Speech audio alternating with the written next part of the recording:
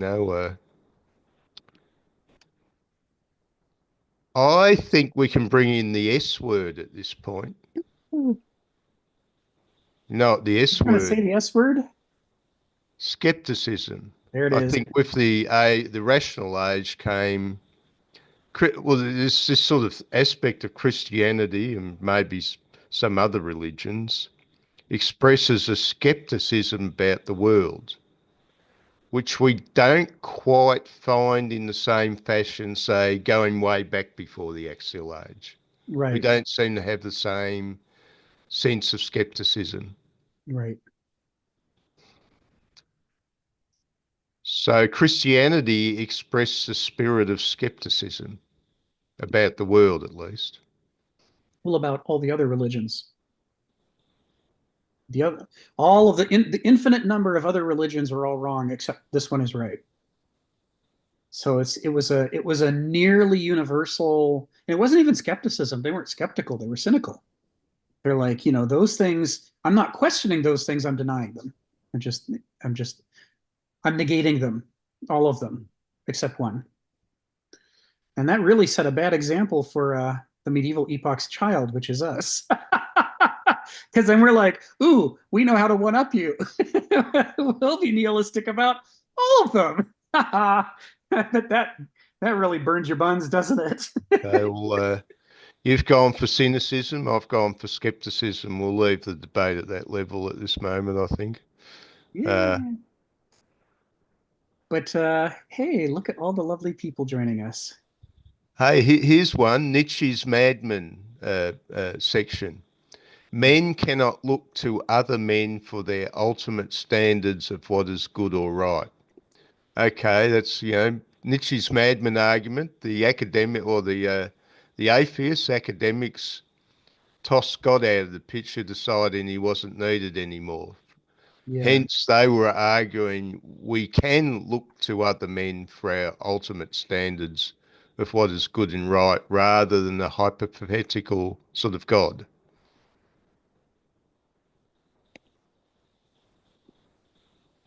I like it. All right.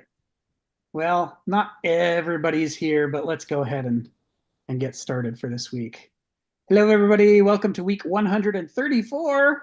My goodness, we've been doing this a while. Medieval, this is Millennia Microcosm, the Kenneth Smith seminar series. We are going through the book that he wrote all the chapters for in 1997, 8, 9, 2000, and published in the back of the Comics Journal in a column called End Times, and that David and I are assembling for him into actual book form called Millennia Microcosm, which was his intended original title. This book takes us through three epochs of history in Europe: the ancient, the medieval, and the modern, in that order. Chapter 4 was all about the ancient epoch. Chapter 5 starts a group of, I don't know, 7, 8, 9 chapters that are about the medieval epoch. And it's a juicy chapter because he's introducing the medieval worldview in direct contrast with the ancient worldview. Paragraph after paragraph, he's using this very loaded terminology, setting up direct antitheses. And it's easy if one hasn't read his work before to just skim the text and substitute one's own definitions for all the words. But Kenneth doesn't write for an audience that does that. He writes for an audience that's willing to do the same sort of thing that Nietzsche expected his audience to do, which is follow along, learn new terms for new definitions for these terms, and kind of build up gradually this new perspective. So chapter 5 utterly depends on chapter 4, which builds on the work in chapters 3, 2, and 1. All of Kenneth's work builds on, Heraclitus, Aristotle, Hegel, Nietzsche, Kierkegaard, Hannah Arendt, Philip Rieff, the whole existentialist tradition, even a little Karl Marx. And throughout, what the result is that, although you can just skim through the text and go, look, I read it, which is what I did the very first time I read it when he was first publishing it in the Comics Journal. By doing that, we utterly misunderstand everything he's saying. We impose our own shallow understanding when what he's trying to do is point us at all these other philosophers and these thousands of years of discussion and debate about the meaning of these things. As part of what makes Kenneth Smith so interesting to read is that rather than trying to get you to buy into his philosophy. In almost every sentence, he's pointing out at other philosophers, other writers, artists, musicians. He's pointing to the whole history of human culture, and you can gradually learn to read it where you can catch the references. We've been playing that game for 134 weeks, and we're gonna, well, 133 weeks, and this is week 134. We're going to play it some more. So we're looking at paragraphs 13 and 14. Last time, which was 2 weeks ago, we did most of paragraph 13. I'm just going to put it in here for reference so that we've got it to look at and refer to. And there's one part of it we can talk about now, or anything that you guys want to talk about in it. But mostly I'm seeing it as a setup for paragraph 14 for this week. So what we did 2 weeks ago when we went through this is we explored. He has a reference here to Achilles and Priam, and we actually went through some of the text of the Iliad and looked at what he was talking about. This as an example of self-overcoming, the way that Priam, who is virtually king of kings, on a level with Agamemnon and Menelaus, nevertheless has to utterly abase himself before the slayer of his son to try to get him to do the right thing, to release his son's body. Hi, Geneva. Good to see you. To try to release his son's body, to basically to help Achilles overcome his wrath and rediscover his basic humanity and behave like a human being. And to do that, he can't come in full of the rage that he feels. He has to come in, he has to overcome himself, and figure out how can he possibly build a bridge to the man whose hands are still bloody with his son, from his son's demise. So, but that was just an example. That was just trying to get into the depth of kind of what Kenneth's talking about here. When he's talking about the way that there is this massive incompatibility between the new medieval, chapter 5 is talking about the emergence of the medieval epoch. The new emerging medieval perspective is completely, Kenneth likes the term, incompossible with the ancient ethos and worldview. And the key example he's looking at here is, in the ancient world, there was nothing greater than self-overcoming. That was considered the mark of an Aristos. An Aristos is somebody more fit to govern than other people are. And if you're lucky, you have a lot of them, and you can have a democracy among Aristoi. But according to the ancient worldview, but they had contempt for people who didn't engage in self-overcoming. People who were living embodiments of their appetites. On the one hand, the douloi were people who were living embodiments of their ideologies and systems of training and thought, the badausoi. So for them, the struggle to overcome on the one hand, these appetites and parochial experiences, and on the other hand, these ideologies and logics, to try to be free of both of them, to not grow into a half-wit who's ruled by half of his brain, but to pit the two sides against each other into a dialectic so that one can critique them and say, well, which of them I think is giving me better information or worse information moment by moment. This is the requirement for governance. And they saw this as the key to civilization, the most important thing, the only chance that humanity has to emulate that virtue that all other life forms on Earth have, sophrosyne, the ability to be interested in and aware of and focus on and act towards the things that improve the health and vitality of the individual, the species, the ecosystem, and all of life on Earth.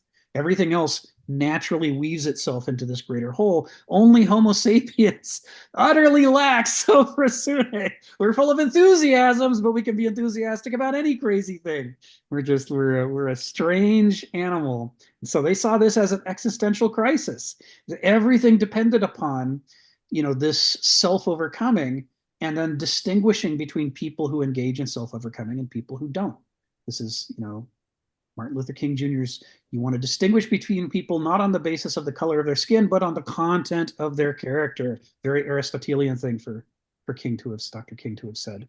So this bit with Priam and Achilles was just an example of that. And the reason to hold that up is to show how shocking it was to the ancients that the medievals The rising medieval perspective is that that's worthless. That activity is of no use whatsoever.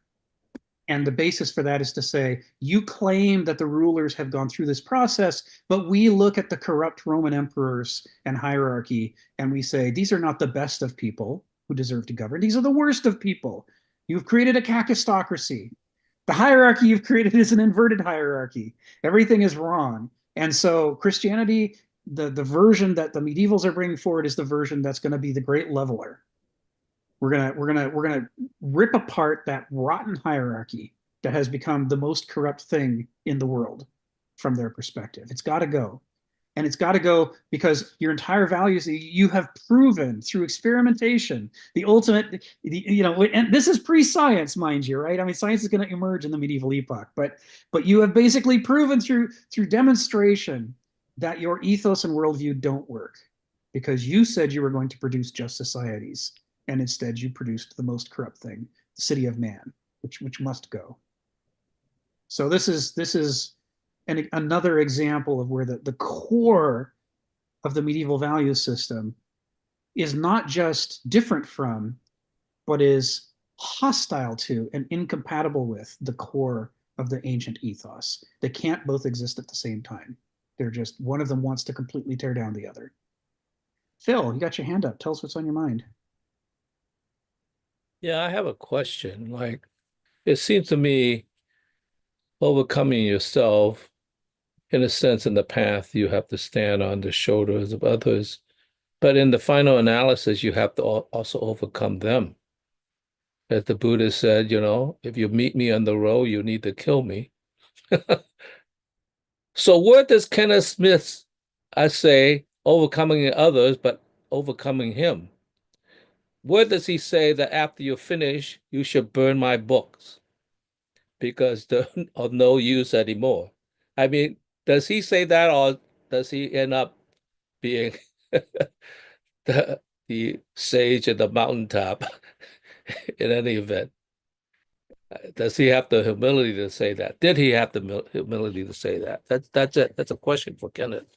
Thank you, Phil. Well, I'm pretty sure I know what Kenneth would say to this. Donald and David can correct me if I'm wrong. But he would say it is one of the distinguishing characteristics of a mortal that we don't get to do anything perfectly. Yeah. And that self-overcoming is thus not a finish line that you cross and now you're done and you're good. Yeah. It is something we struggle with all life long because both of the halves of the mortal mind are pulling us either towards our appetites or our ideologies. Self-overcoming is thus something, it's like being a non-practicing alcoholic. You don't just say no to one bottle and you're done and now you're free of all bottles. Every single bottle that comes around pulls at you again. In the same way, our gnosis pulls at us, our noesis pulls at us. They're constantly trying to seduce us back into behaving in those fashions. And so the result is, we're constantly being caught up in this tug of war. And because nobody has perfect self-knowledge, we don't even always realize it's happening. It's part of why Aristotle says if you can get a democracy of Aristoi, that's better than an aristocracy of Aristoi. But an aristocracy of Aristoi is still better than a monarchy where you only have one Aristos. So the fewer Aristoi you have, the more there's nothing to counteract their stupidities and mistakes and mortal errors. But if you get enough of them, maybe they can critique each other, kind of help offset it. But yeah, it's a lifelong struggle, and it is one of the defining characteristics of somebody who is not an Aristos that they want to treat self-overcoming as a finish line and be done with it. The mere desire to represent oneself as being enlightened and having above it all demonstrates that one is not above it. Should not be trusted with governance to save their life. It's just absolutely not gonna fly. Well, I'm saying something else in a way. I understand what you're saying, but after a certain point, the struggle becomes purely one within oneself.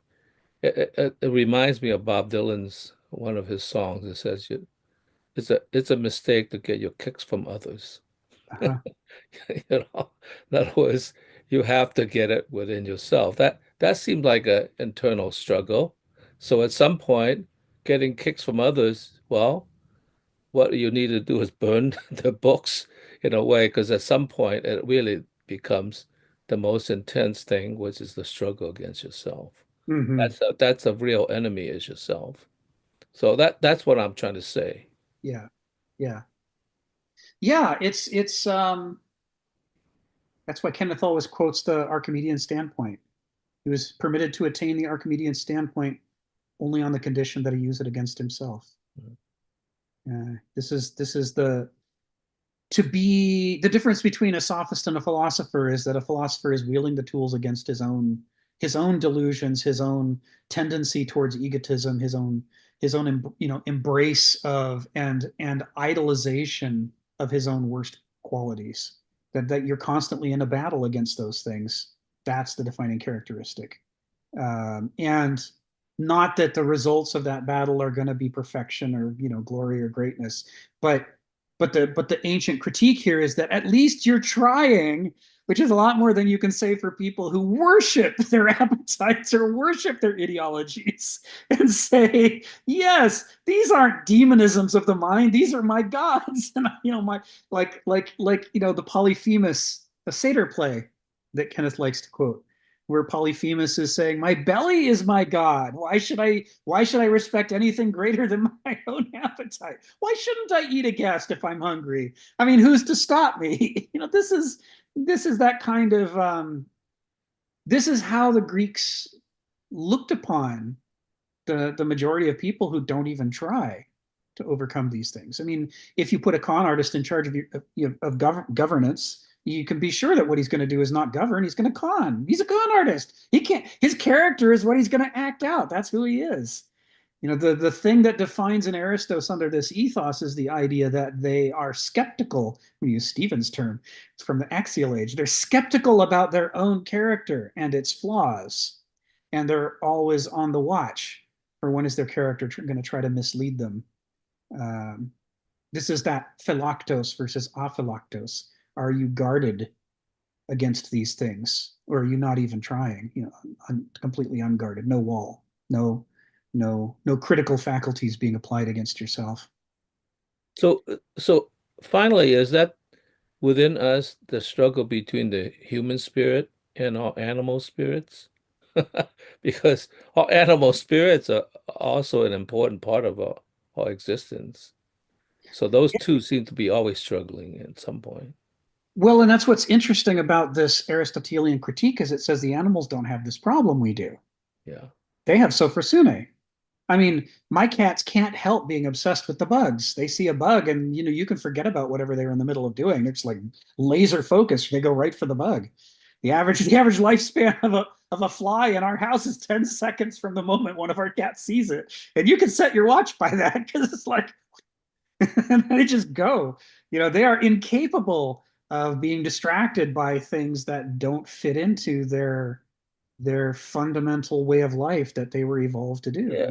Well, what the difference between the animal spirit and the human spirit is on a higher level because it has multiple choice, not just true false. I mean, the multiple choice is much more confusing, you know? You got you got A, B, C, D, E, F, G, and you have to pick between the two because we have this diversity of Yes. choices or Yeah. possibilities. Yes, but they don't characterize. I mean, you can find places where Heraclitus or Aristotle will talk about humans as being above animals, but you can find other places where they talk about humans as being below animals. Yeah. We are both above and below the Yeah. animals. Because, yeah, we have those choices, but a whole bunch of those choices are horrible choices, and we make them anyway. This is not better than the animals, right? I mean, if what you're going to do with your choice is commit genocide, it'd be better if you didn't have a choice. This is the issue, right? And we like to sidle past that part. We like to say, no, we're the best and the brightest, and evolution was all about getting to us because nothing could be possibly better. And that it is not the ancient worldview that people are the best thing that could possibly be. Some people talk about the ancient Greek writings about humanity as being misanthropic, in fact. As they say, the demonisms that possess individuals and large groups of people frequently are far worse than anything you see in the animal kingdom. I mean, yeah, Jane Goodall can describe a war between rival chimpanzee bands, if you've read those articles, where, they will, hunt them down and kill them and commit cannibalism against them. But, what they don't do is say, and now let's go exterminate all of the oak trees. Now let's go exterminate, what are the gazelles? Let us spread across the world and bring a great crusade and purify it so that there's nobody but our band. Only a human being would do that. That is a strictly human thing to do. And it is profoundly evil. And they're just not capable of it. So, comparing the one to the other is a lot like comparing a murder to genocide. It's like, yeah, Bob shouldn't have murdered Steve, but, Hitler shouldn't have committed genocide in Eastern Europe. These are not comparable things. These are completely different levels of problems. So, the problems that we have from the lack of Sofrosune are gigantic existential problems. Very much like the way, since I'm born with the alcoholic gene, the bottle is a gigantic existential problem for me that it isn't for the rest of you, right? I mean, this is part of why Gnothi Sealton is the center of the whole ancient ethos. You have to know where your issues are. You have to own your own bullshit and organize your life around that bullshit so that your knowledge of it turns it into a strength instead of a weakness. But if instead I say, yeah, I drink a lot, but that's because I can hold my liquor better than any man who's ever lived. I'm the greatest of all men because look at all of the cans of beer I can pound down in 24 hours. That is very much like when people say humanity is above the animals. It's like, are they though? What we are is we have a different set of problems, right, than most animals have. I mean, there's things that we share with them, but we have a whole different set of problems that they don't have. And if we acknowledge those problems and address them, we can maybe make some great things happen. But if we just ignore that and blithely go forward going, wow, it's so great to be human. Isn't it great? The human mind is the greatest creation ever. We're just so smart and objective.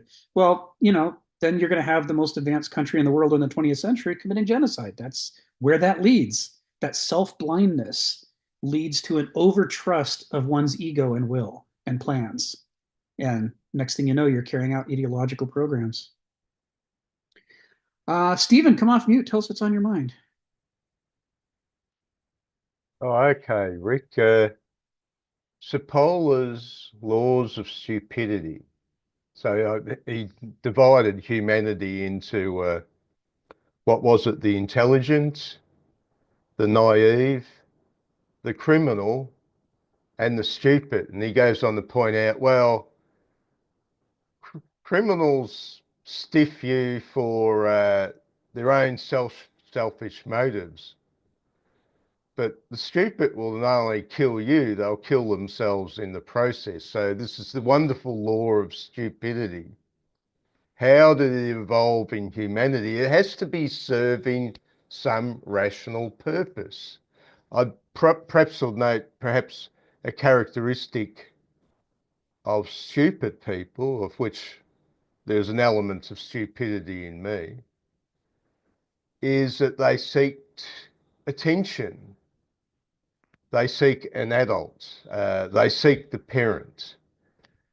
That is, they believe they only need to get the attention of the parent because there's an all-powerful parent that will solve all their problems. And this might be the weak point of the stupid motive. So, what would you say to that, Rick? This is the first time I've heard of Sepola's 5 laws of human stupidity. I can see I'm going to have some really enjoyable reading this week. Thank you, Stephen. I'm once again, I'm in debt to you. This is I just took a glance at it while you were talking, and I'm like, oh yes, this is totally what we need. We need some serious categorization and diagnosis. This is in a way, this is like the sequel to the ancient critique of mortality, right? What are the 3 forms of mortality that exasperate the ancients? That we die, okay, yeah, that's bad, but that's the least bad of the 3 things. To moderns, that seems like the worst thing. The ancients are like, no, no, no, no. Worse than that is that our creative works die. You try to make something good that lasts beyond you, and it's going to die too sooner or later. It might outlive you, but it's not going to live forever. You can't do good things that last enduringly. And they're like, man, that is a real bummer. I mean, that's at a whole deeper level than the fact that I'm going to die. But they said, but even that is nothing compared to the third aspect of mortality. The thing that drove the Greeks up the wall the most about being mortal is that we're so stupid. And they're not saying you're stupid, that guy's stupid. They're saying I'm so stupid because I'm mortal. I only get what 80 years, 60 years to try to learn stuff, and then I die, and that's it. It's everything I've learned is gone. But worse, every morning I wake up and I've forgotten everything, and I have to rediscover who am I? What room am I in? What is the name of that animal that's running around on the floor? What you're rediscovering every day. They call them creatures of a day, ephemeroi. That's what they said about Homo sapiens. They said mortality is the real curse, the stupidity that comes with it. So I think the Greeks would have loved seeing someone building out an elaboration, shall we say, a taxonomy of some stupidity, what we can do about it. There is the other aspect that stupidity can be the fault of intelligence itself. Oh, yeah. That is that our intellects and our high IQs work on the principle of casting a great net. Yes. Which picks up essential information, but it has what you termed the lacunae in it, yes. the holes. Yes. So maybe stupidity's the hole. So partially, yeah, stupidity is the whole. You're constantly missing stuff in reality. The most important thing happening in the room next to us might be the thing we're just not looking at all. We're too busy looking over here, and it's exasperating. Too busy being smart in the wrong place. Yes, yes, and then the second part, and I'm playing with Gödel here in talking about the lacunae on the one hand, and this other thing. The other thing is that our net catches things that aren't fish, and we think they're fish. Like, look at this tin can. This must be delicious. I'm going to start eating it now. It's like, but just because your net brought it in doesn't mean it's a fish. What? Come on, brain. What's wrong with you? Why can't you discriminate between food and poison? Between the where is the weed and where is the chaff? And the human brain's not very good at this, right? We use either our parochial experience and appetites to try to tell us what's fish and what's a tin can, or on the other end, and that's full of problems, right? Because how many different fishes have people seen? And what about, a piece of stone that's been painted to look like a fish? And they're like, oh, look, a fish. But on the other hand, you get people trying to overcome the appetitive approach to finding, to finding what is nutritious. They respond with the ideological approach, where they say, well, I have a theory that will tell me what's a fish and what's a tin can. But, Gödel had a lot of fun talking about the problem with our intellectual systems. And they often will tell us not only will they tell us that something that is there isn't, because the theory doesn't predict it, but they'll tell us that something that isn't there is, because the theory says it's there. And then we say, well, so that must be there. And next thing we know, we're having a conversation with a unicorn, and everyone else in the room is looking at us going, okay, so this Gödel dude sounds like somebody who was born to give rationalists hell. Gödel.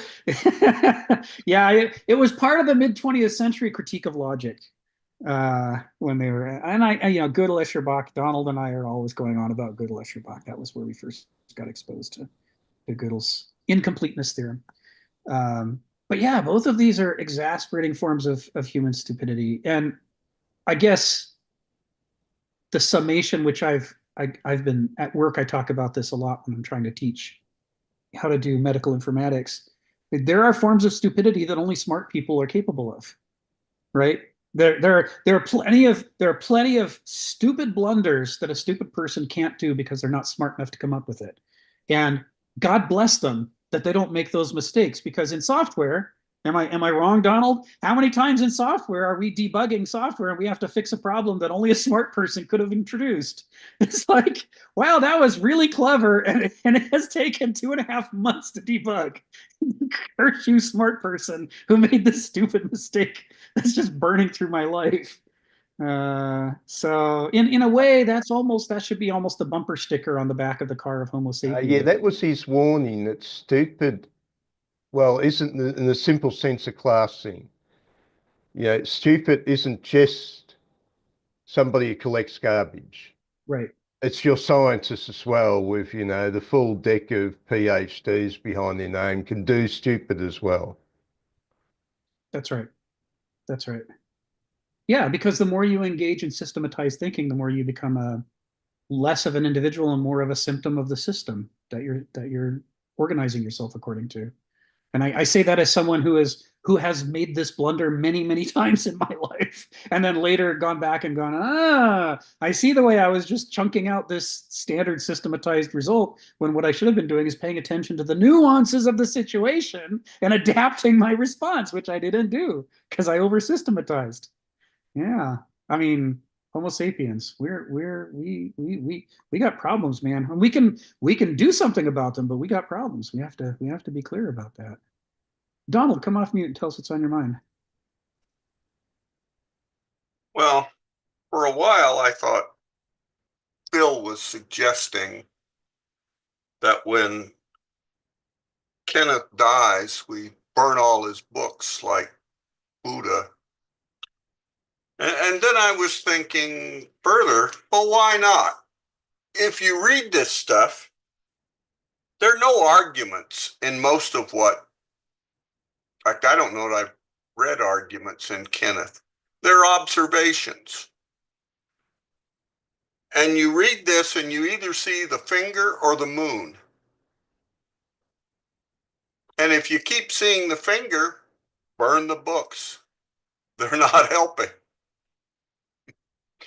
You know. Yes. So, Phil, don't lead me astray like this again, please. Yeah, I mean, you know, Kenneth likes to quote Nietzsche when he says that philosophy is only for the healthy. The sick it's ever made sicker. You know, it's like if you pick up philosophy and what you see in it is the use value for winning arguments, then everything that you learn as you study philosophy is making you a worse person, not a better person. You're now going to go out and be a bully in the world, right? You're going to be a more effective bully. You're going to shut down people who are right but can't express themselves well, because you can express yourself beautifully even though you're wrong. You know, it's what you should have got was learning to question yourself so that you can, you know, do less harm in the world. Right? This is one of the fundamental goals of philosophy: do less harm. But if someone's incapable of recognizing that imperative of philosophy, it would be better if they got none of it at all. Better if they spoke clumsily and unconvincingly, if everything that's going to come out of their mouth is going to be some form of poison. Right? And this is an ancient perspective that is in radical contradiction to the modern perspective, because the modern perspective is that there's no such thing as wisdom, or if there is, wisdom means knowing more stuff. So what you do with children to educate them is you open up their empty head and you pour facts in, and what comes out the other side is a mature adult. And how that happens, we're like, well, knowledge is power and power is good. Wait, we haven't really thought it through very clearly. You know, this is some of there's contradictions and chaos built into the way that we envision these things in the modern world. But because we run down these tracks so many times, they're so familiar to us, we've learned not to ask questions at the critical junctures and just take the left turn that we were always taught to take. You know, yeah, teach everybody everything you can, and surely goodness will be the result. Well, tell that to the Jews in 1930s in Germany. How did they feel about the Germans having all that technology and science? It's what made the Holocaust possible. You know, without all those railroads and clocks, and without the IBM computers, thank you, IBM, you know, that's why they were stamping numbers on people, is that was their card in the card system that was being managed by the computers. You know, computerization, which so many modern people think is just going to lead to goodness, was an indispensable tool of the extermination of, you know, millions of people. Knowledge is power, but of course, as Nietzsche warns us, power makes stupid. There are issues here. There are very complex dialectics and paradoxes involved in all of this stuff. John, welcome to the call. Great to see you. Come off mute and tell us what's on your mind. Thank you so much. I really appreciate being here. I signed up for Meet to hop in. I'll be the first to admit I'm much less read than the group, but I'm really excited to listen. And I wanted to just share my perspective around kind of this, first, I mean, this idea of stupidity, and then also the idea of self, So from my perspective, it's like, stupidity, like you said, it's like the more aware you are, the more aware you can be of, your own stupidity or the stupidity around you. And then also, like, when you look in the past, like, things can appear as stupidity because of the context of your reality not necessarily being the same as their reality. So I feel like it meshes well with this like medieval and ancient kind of transition where, like, if you think of societies as just a collection of people, the transition from the ancient to the medieval is kind of, it's a mindset shift of the population of the people at the time. And that, I think, just coincides really well with the conversation of self and of stupidity, because it's not like a light switch necessarily for the live participants at the time of the changing of the mindset. And it's not until, the majority is in that mindset that those born into it inherent that kind of worldview. So I guess I'll leave it in the question of, like, maybe what was the context of the medieval era that was able to kind of see the stupidity of the ancient, and maybe that was just through trade and through things that were able to, like, benefit the self more than just the brutality of force, which was maybe the dominating structure of the ancient time. But I really appreciate the time, and I'm really excited to continue listening in. Thank you, John. Thanks for joining us. I hope you have a good time. I hope this is enjoyable. We're obviously most of us are here every week just because this is our jam. We like doing this kind of thing, and it's fun and interesting to get everybody's perspectives shared on these things. And it's part of why we spend so long going through the book is, each of these things makes us think of things from our own experiences and education and lives, and we share those, and it gives us different angles on these things.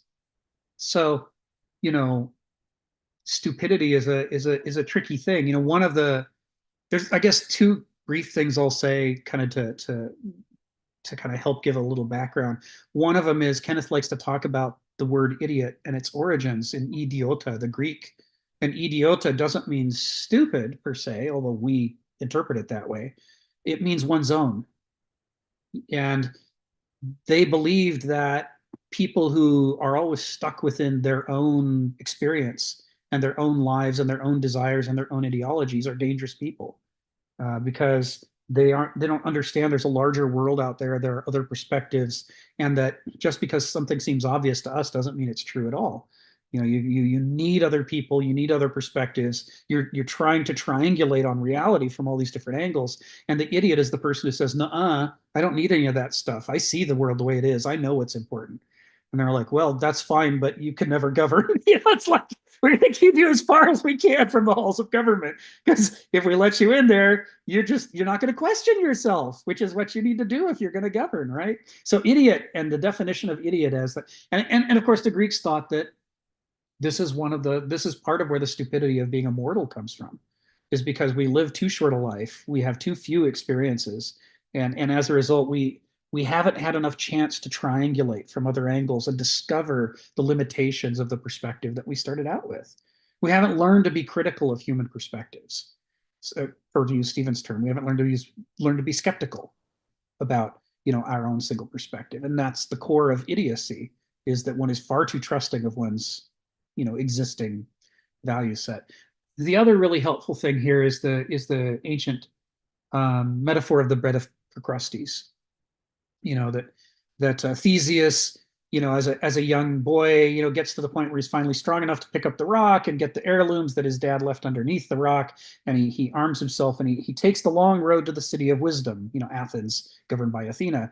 But along the way, he has to pass the many different villains who, bandits plague the roads. It's part of the evils of the time, and he's one of those, like Hercules, who's one of those monster slayers, who's freeing the world for people, so people can live safely in the world. And where Hercules was taking out monsters, what Theseus is taking out is human monsters, people who are monstrous in the way that they express their humanity. Going back to what Phil was saying, some people can behave better than the animals, some people can behave worse than the animals, these behave worse. And so Procrustes is one of those guys. And Procrustes' great crime is that he violates the obligation that hosts have towards guests that Zeus has laid down as a requirement, that you have to treat people well, when they show up at your place. You're not allowed to eat them, even if you're hungry. This is not okay. And the way that Procrustes violates them is he pretends to be a good host. He invites them to stay at his. It's been a long journey since the previous way stop. You're probably tired. Come on in. I'll feed you. I have a really comfortable bed, and you're going to love it. And then in the middle of the night, he pounces on the person in the bed. And what he does is Procrustes believes he has the perfect bed, and it's his guests who have the problems. And so he changes his guests to fit the bed. If they're too short, he stretches them on it like a rack. And if they're too tall, he cuts pieces off of them until they fit the bed. And either way, whatever he had to do to them, he considers this is his truth. This is his objectivity, that he knows the way things are supposed to be. And the Greeks saw this. And of course, you know what Theseus does. There's only one possible thing, that they love irony, right? So, Theseus is onto him and throws him onto his own bed and makes him fit his own bed. And that's the end of Procrustes. And thus one less bandit on the road to the city of wisdom. But to the Greeks, what this is a metaphor of the human mind. It says the problem with the human mind is we look at the world around us and we try to make it fit our brain instead of making our brain fit the world. And in doing that, we're committing the exact sin that Procrustes is committing against guests. We're not doing justice to the rights of the question, to use Socrates' phrase, when we insist on reinterpreting everything to fit our worldview. It's our minds that should dilate. And that it's not that we have to do this, it's that it's so easy and self-gratifying to do this. And that's what causes us to constantly misinterpret the world to fit what we already know. This is what the lyric poets are whining about when they say it sucks to be mortal because we're so stupid. The part of it is that we aren't willing to dilate. The mind is capable of dilating. I mean, we've all had those aha experiences where rock us on our heels and make us see the world in a new way. So it's in there. It's a faculty, but so many of us, or all of us at least some of the time, for whatever reason, we resist it. And then, we miss out on the opportunity to behave better than Procrustes did. So these are two very Kenneth Smithian kind of metaphors that he's constantly referring back to when he's talking about this issue of human stupidity. And yeah, thank you so much. That was really insightful. Thanks, John. And so I guess, part of what's in it is that on the one hand, stupidity, Kenneth loves Heraclitus constantly coming back down to paradoxes at the bottoms of things. And one of the paradoxes is to be called stupid is, on the one hand, it's bad. It's bad to be stupid. We wish we weren't stupid. But on the other hand, if that's what we are, then it's good that we recognize that we're stupid, because then we can do something about it. We can start to compensate for it. And so being stupid is it's like being an alcoholic. If that's what you are, you'd best know it so that you could do something about it. And then it's not an insult. If somebody calls me an alcoholic, I don't go, "What? No, I can hold my liquor." I go, "Yeah, I'm an alcoholic. That's why I don't drink." That's why I never drink as an adult. I can't do it. I have the example of all my adult relatives for multiple generations on both sides of my family, all of whom spent at least part of their lives, and in several relatives' cases, their entire lives in the bottle. And I don't need to run that experiment myself. I've got the example. And so as a result, it's not an insult. It's unfortunate. I wish I was more like all y'all. I mean, my wife's not an alcoholic. She can have a drink, no problem. But I can't do it. And, it's best that I know that. And as long as I know that, then it's deplorable, but not an insult. And that's how human stupidity is. Like, yeah, this is a problem we have, but we can do something about it. Phil, come off mute. Tell us what's on your mind. Yeah, what on my mind seems to fit very much for you're saying. But I have a question. To what degree is stupidity an inner problem? To what degree is because we're constantly within a system that makes us stupid? I mean, I'm thinking that Middle Ages, like there's a supreme God that eliminates all sorts of possibilities. And so you're in that system, and that simplifies everything in one sense, but it makes you kind of stupid. And well, maybe not stupid. It makes you blind to all sorts of other things that could be. All right. In the modern world, I was the other day, in fact, it was 2 days ago when I was still trading in the market, I happened to be simultaneously trading, and I was watching a science program on the Higgs boson. It was very, very interesting. I didn't comprehend it all, but it seems to me what they were saying is that the Higgs boson really shouldn't exist because it didn't have enough really energy to generate the Higgs field. Okay, so therefore, in a sense, there was something wrong with that, and that that problem means that the whole idea of the standard model uh, is wrong. Okay, so far so good. And how they could justify the Higgs boson in the sense is there must be another system that allows the Higgs boson to be. That sounds like infinite regression, right? Once you have another system as complicated as the neutrons and the pions and everything else, then you have another thing. And then what makes that possible? So I was thinking, and I'm I'm trading in the market. I'm losing money, and not a lot of money because I don't have a lot of money, and I'm smart enough to realize that this is a very volatile situation. But I was losing money, and I was laughing all the way through. Like I am entrapped in a system of derivatives that I don't understand, right? In some sense, like there's no way to get around it. I was laughing. This is like the Higgs boson problem. Like the difference between our mind creating these realities versus what it actually really is. There's a gap between being and existing in terms of the mind. And I'm saying, no wonder I can't get down to the bottom. I can't put my finger on it. I just think there's something wrong. So I was laughing as I was losing money, which is sort of interesting. Yeah, I am in a trap.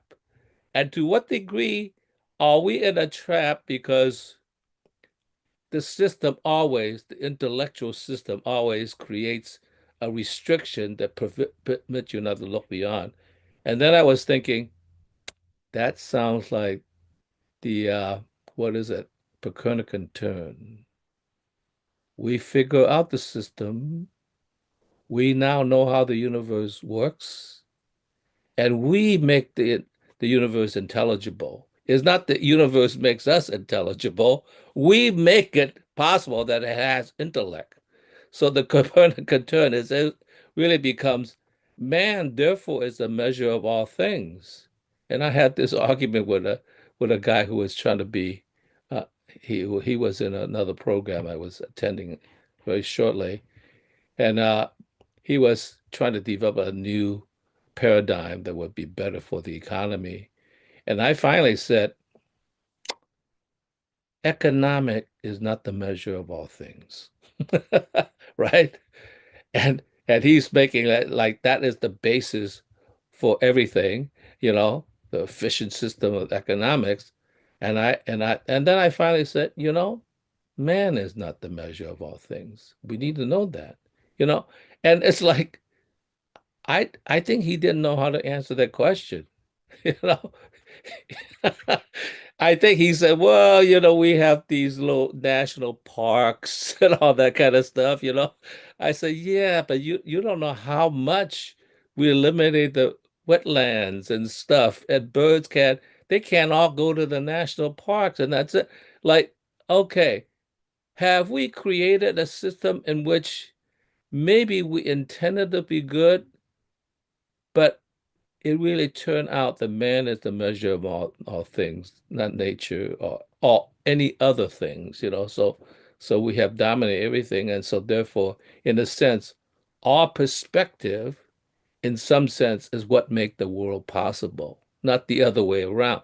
And that seems to be a fundamental problem that we have, is that we restrict all sorts of things, and if it doesn't behave, we turn them into a zoo.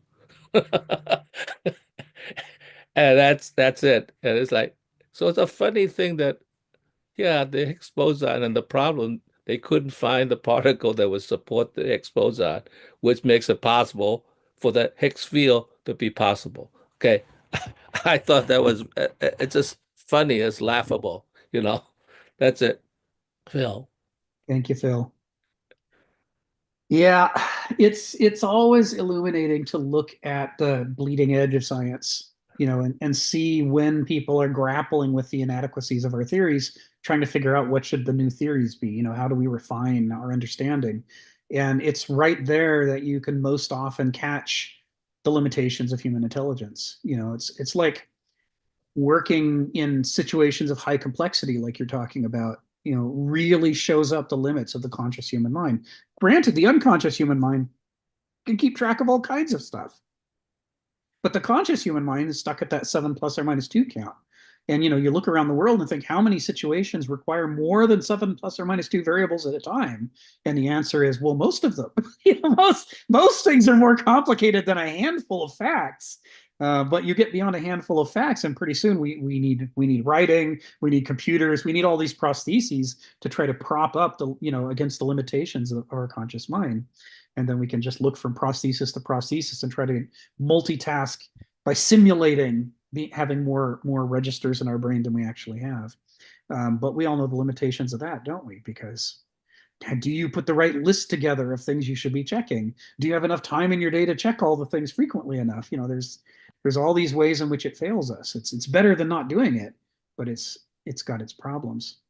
I'm struck by superstring theory in physics, which it was a huge cognitive breakthrough in physics, not just because it explained everything, which was what we were first all very excited about it, but the discovery that it didn't predict anything new. And in science, if a model doesn't predict anything new, then you don't need it. It's like, well, then what's the point of it, right? I mean, it only describes what we already have. And, is it simpler? Is it more unified? Or is it just, this is where we're running up against the way that we can be so intellectually satisfied by things that don't offer any nutrition. It's like the attachment of noesis to its own noetic systems is so strong. We get a feedback loop. We get a buzz from engaging in these systems and thinking systematically that seems like its own reward. After a while, we are drawn to it's like a drug to get that feedback loop and go, wow, I am so smart. Look at all the things I can describe, and yet I haven't made any actual useful predictions. It's anyway. So all this stuff aside, we're kind of where we're going with paragraph 13 is he's showing us the way that Christianity is finding the Achilles heels of the ancient world. We've gone through 12 paragraphs before this, and in each one of them, Kenneth is showing us some critical aspect of the ancient ethos and worldview and structure of society that was a strength, but also was corrupted by the time the medieval worldview is beginning to arise from within it. Well, my thought is that, I hate to interrupt you. My thought is that it seems to me at the bottom of the forms is the relationship between making and finding. And we have forgotten finding enough that we end up making the makings. So without the finding, which is the questioning of the things, then in a sense, we're making things that are just derivatives of what the thing is. So making is very important, but you have to have the finding in order to make the new thing rather than a repetition of the nested Russian dolls within each other. Yes. That's it. Yeah, I mean, one of the things that I'm doing a lot these days is I'm working on a spreadsheet for Seattle and Puget Sound area of plants and butterflies and which ones need which ones. Because all these articles published in magazines and newspapers and all over the internet are like, oh, do you like butterflies? Here, put these plants in your garden and you'll have butterflies. And there's starting to be a pushback. People are doing that. They're overhauling their gardens and still no butterflies. And they're like, well, why not? And it turns out that what they're doing is they're putting in plants that are good for adult butterflies that need nectar, but they're excluding the plants that the caterpillars need. And if you don't have caterpillars, you don't get adult butterflies. And this was too complicated an idea for 20, 30, 40, 50, 60 years This has been too complicated for people to keep in their heads. So all these people who care about this stuff are desperately trying to help the butterflies, but they're all doing it exactly the same way with the exact same lacunae, resulting in a huge crash in the butterfly population because it never occurred to them that, oh yeah, if I don't put anything in my yard for the baby butterflies, I'm never going to get any grown-up butterflies. What they all told themselves is, well, I'm doing my part. Right? Surely our neighbors will have taken care of the larval host problem, right? I just need to supply stuff for the adults, but they all read the same article, so they all did the same thing. So nobody supplied the larval host, and nobody noticed that nobody supplied it. This is what happens when we get these complex systems that are too much to think about. Is we say, I'm just going to look at this little slice of the pie. I can't think about the whole pie. I'm just going to look at this slice, and I'll do my bit to help, and then I won't think about the larger system of interrelationships that makes that slice worthwhile. I'll just take the slice in isolation by itself, and of course, it doesn't work then. It's like Tom Monachie's metaphor of the toaster and the cat. It's like they're not the same thing at all. Organic order and mechanical order are opposites of each other. Somebody had to design that toaster. Each of those parts had to be manufactured somewhere. There's whole processes that led to the creation of the parts. And then somebody had to screw together or solder together the parts to make the toaster. And the result is that you can also disassemble the toaster back into its parts and reassemble it and have a working toaster again. And then we try to treat cats like they're toasters, and it doesn't work. And we can't figure out why it doesn't work. Why can't I disassemble this and put it back together again? It should work. I know it works. I make a space shuttle, I make a rocket, I make electricity, I made an atom bomb. This works. And so I want to stamp out this ideological solution all over the world. And then when it doesn't work, I'll just, look, I have a supergroup of the 70s. Let's think about something else. Try not to think about the thing that's staring me in the face, which is I'm ideologically bound in my approach to this, and it's turning my intelligence into a liability. This is why we keep coming back to the Greeks having invented tragedy as a form of enlightenment. Right? That it's not a coincidence that tragic theater was the domain of a god, Dionysus, who was considered to be a likely candidate to replace Zeus the next time the gods turned over in the Greek pantheon. Dionysus means the new god. Dio is like Zeus. The D and the Z were together in Indo-European. This is just two different expressions of the same thing. He's going to be the new Zeus. He's going to be the new god. You can say, well, how could he possibly have that? Isn't he that drunkard that wanders around with maenads? How can that possibly be worthy of being in charge? It's because this is the guy who came up with the art form, the sacred art form that lets us look into our unconscious and discover the limits of the human mind so that we can do something about them. The Greeks saw that as the next giant pressing problem that civilization had to overcome. Learn to see our blind spots, learn to cultivate learn what character is and how it rules us, and how we need to cultivate it to change it so that we can change our fate. And that's the key to success, the Greeks are thinking in the 500s, the 400s, and the 300s. And that's worthy of, a new pantheon to come, they figured, before it all fell apart for them. So, but, what we're seeing in paragraph 13 is the discussion is, yeah, but forget about all that. None of that's real. Those are just demons. The only God worth calling a God is an infinite God. He's everywhere. He's all good. He's all knowing. He's all powerful. And anything less than that isn't a God. Your nature gods that are part of nature and subservient to it, that's just gross. That's inferior, right? You want a God who's bigger than nature, who made nature out of nothing, just out of his mind, whose mind is that cool. Because the mind is worth worshiping, but matter is not under the new emerging worldview, right? Matter is just something he decided to create. He could have made anything he wanted to. It didn't have to be this. This has no moral authority at all, say the medievals, right? Which is the opposite of what the ancients said. They said you have to pay attention to the hule. Nature is the ultimate authority. And the medievals are saying nature is no authority at all. It's just a creation. I think you just said God is out of his mind. Well, it wasn't what I was trying to say. But you can see, like he says in paragraph 13, you can see why this shocks the ancients. This perspective is as shocking to them as anything could possibly be. Their entire framework of life, their political economy, their religion, their art, everything is based upon this conception of the hierarchical cosmos in which even the gods are subject to the laws of nature. And along comes the medievals and say, nuh-uh, you're totally wrong. You're wrong about all of it. It all has to go. We need a new world. We need a city of God, not a city of man, because the city of man is corruptible, and only the city of God is incorruptible. Why would you want to be governed by something corruptible? You already know where that leads. Look at Rome.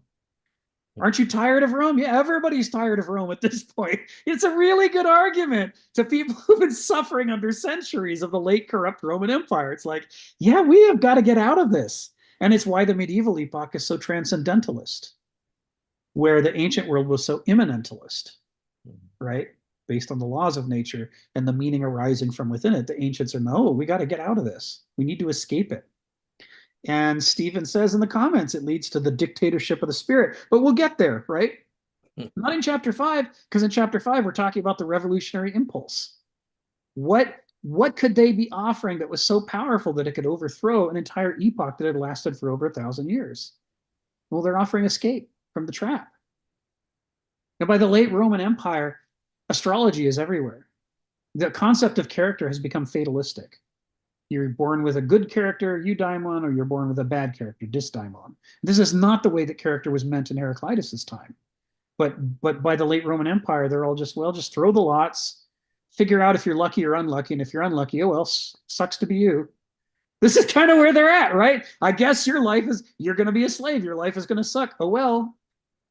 That's what, there's a reason why Stoicism is such a dominant philosophy in the late Roman Empire, because they're like, you know, what can you do but grin and bear it? You know, it's not like you can change anything. You're stuck. So, you know, this is a vast array of people who are primed to hear a message that says, actually, I have found the way out of the labyrinth. Come with me and I will get you out of this mess.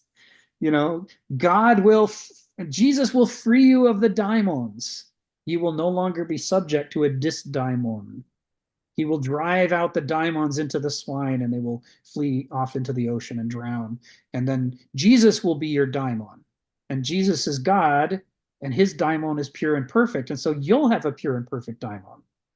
You won't be subject to all those other things. So this is all about escape. It's necessarily transcendentalist. And in this model, you can see why they're destroying the concept of hierarchy as the basis of life. So they're saying the difference between the best of men and the worst of men is nothing compared to the differences between any man and God, because God is infinitely good. And people are only finitely good.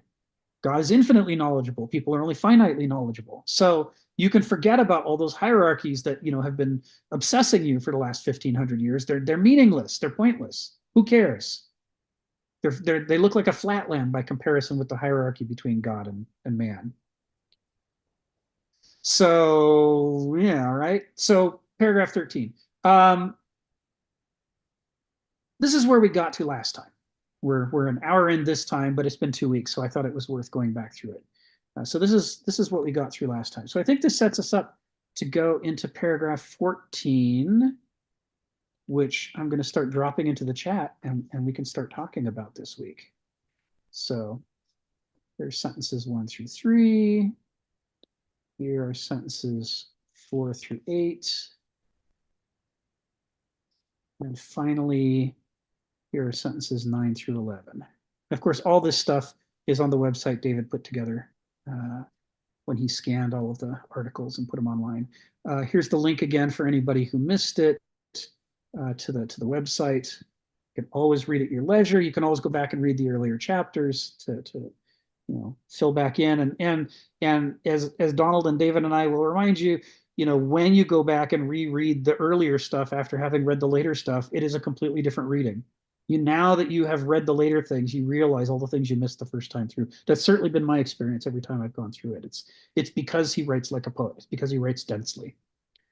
So paragraph 14, likewise, the Greek mythoi, being shared and grown within a culture, provided a way for a community to recall its members to the roots of religion in human nature and the human condition.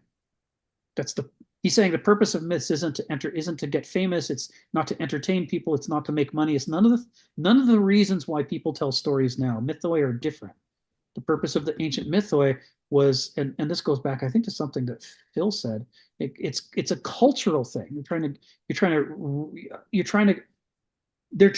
to shape the culture. They're trying to engineer the culture to help people, to give them a prosthesis for the defects in human character that we're born with.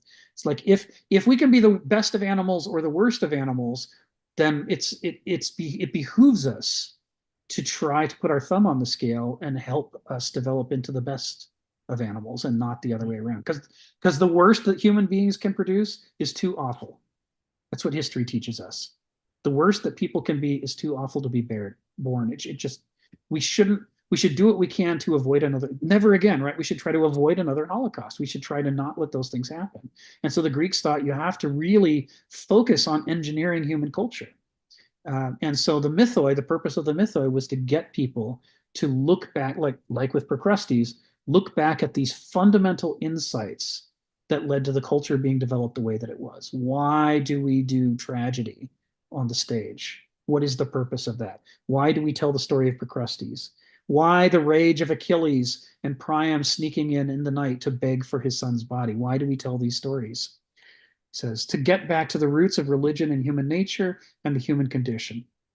He says, religion in the hands of human insight and conscience could foster moral riches and values that nourish the entire organism of the polis. Right? There is a purpose to be served by religion from the ancient perspective. And it's a necessary purpose. You need it. He says, an ancient folk saying explains the myths are the work of the daimones, the godlings whose business is the inner promptings of human souls. And of course, we're talking about souls and daimones. Then we're talking. This is Kenneth alluding indirectly to Heraclitus's ethos anthropoi daimon, right?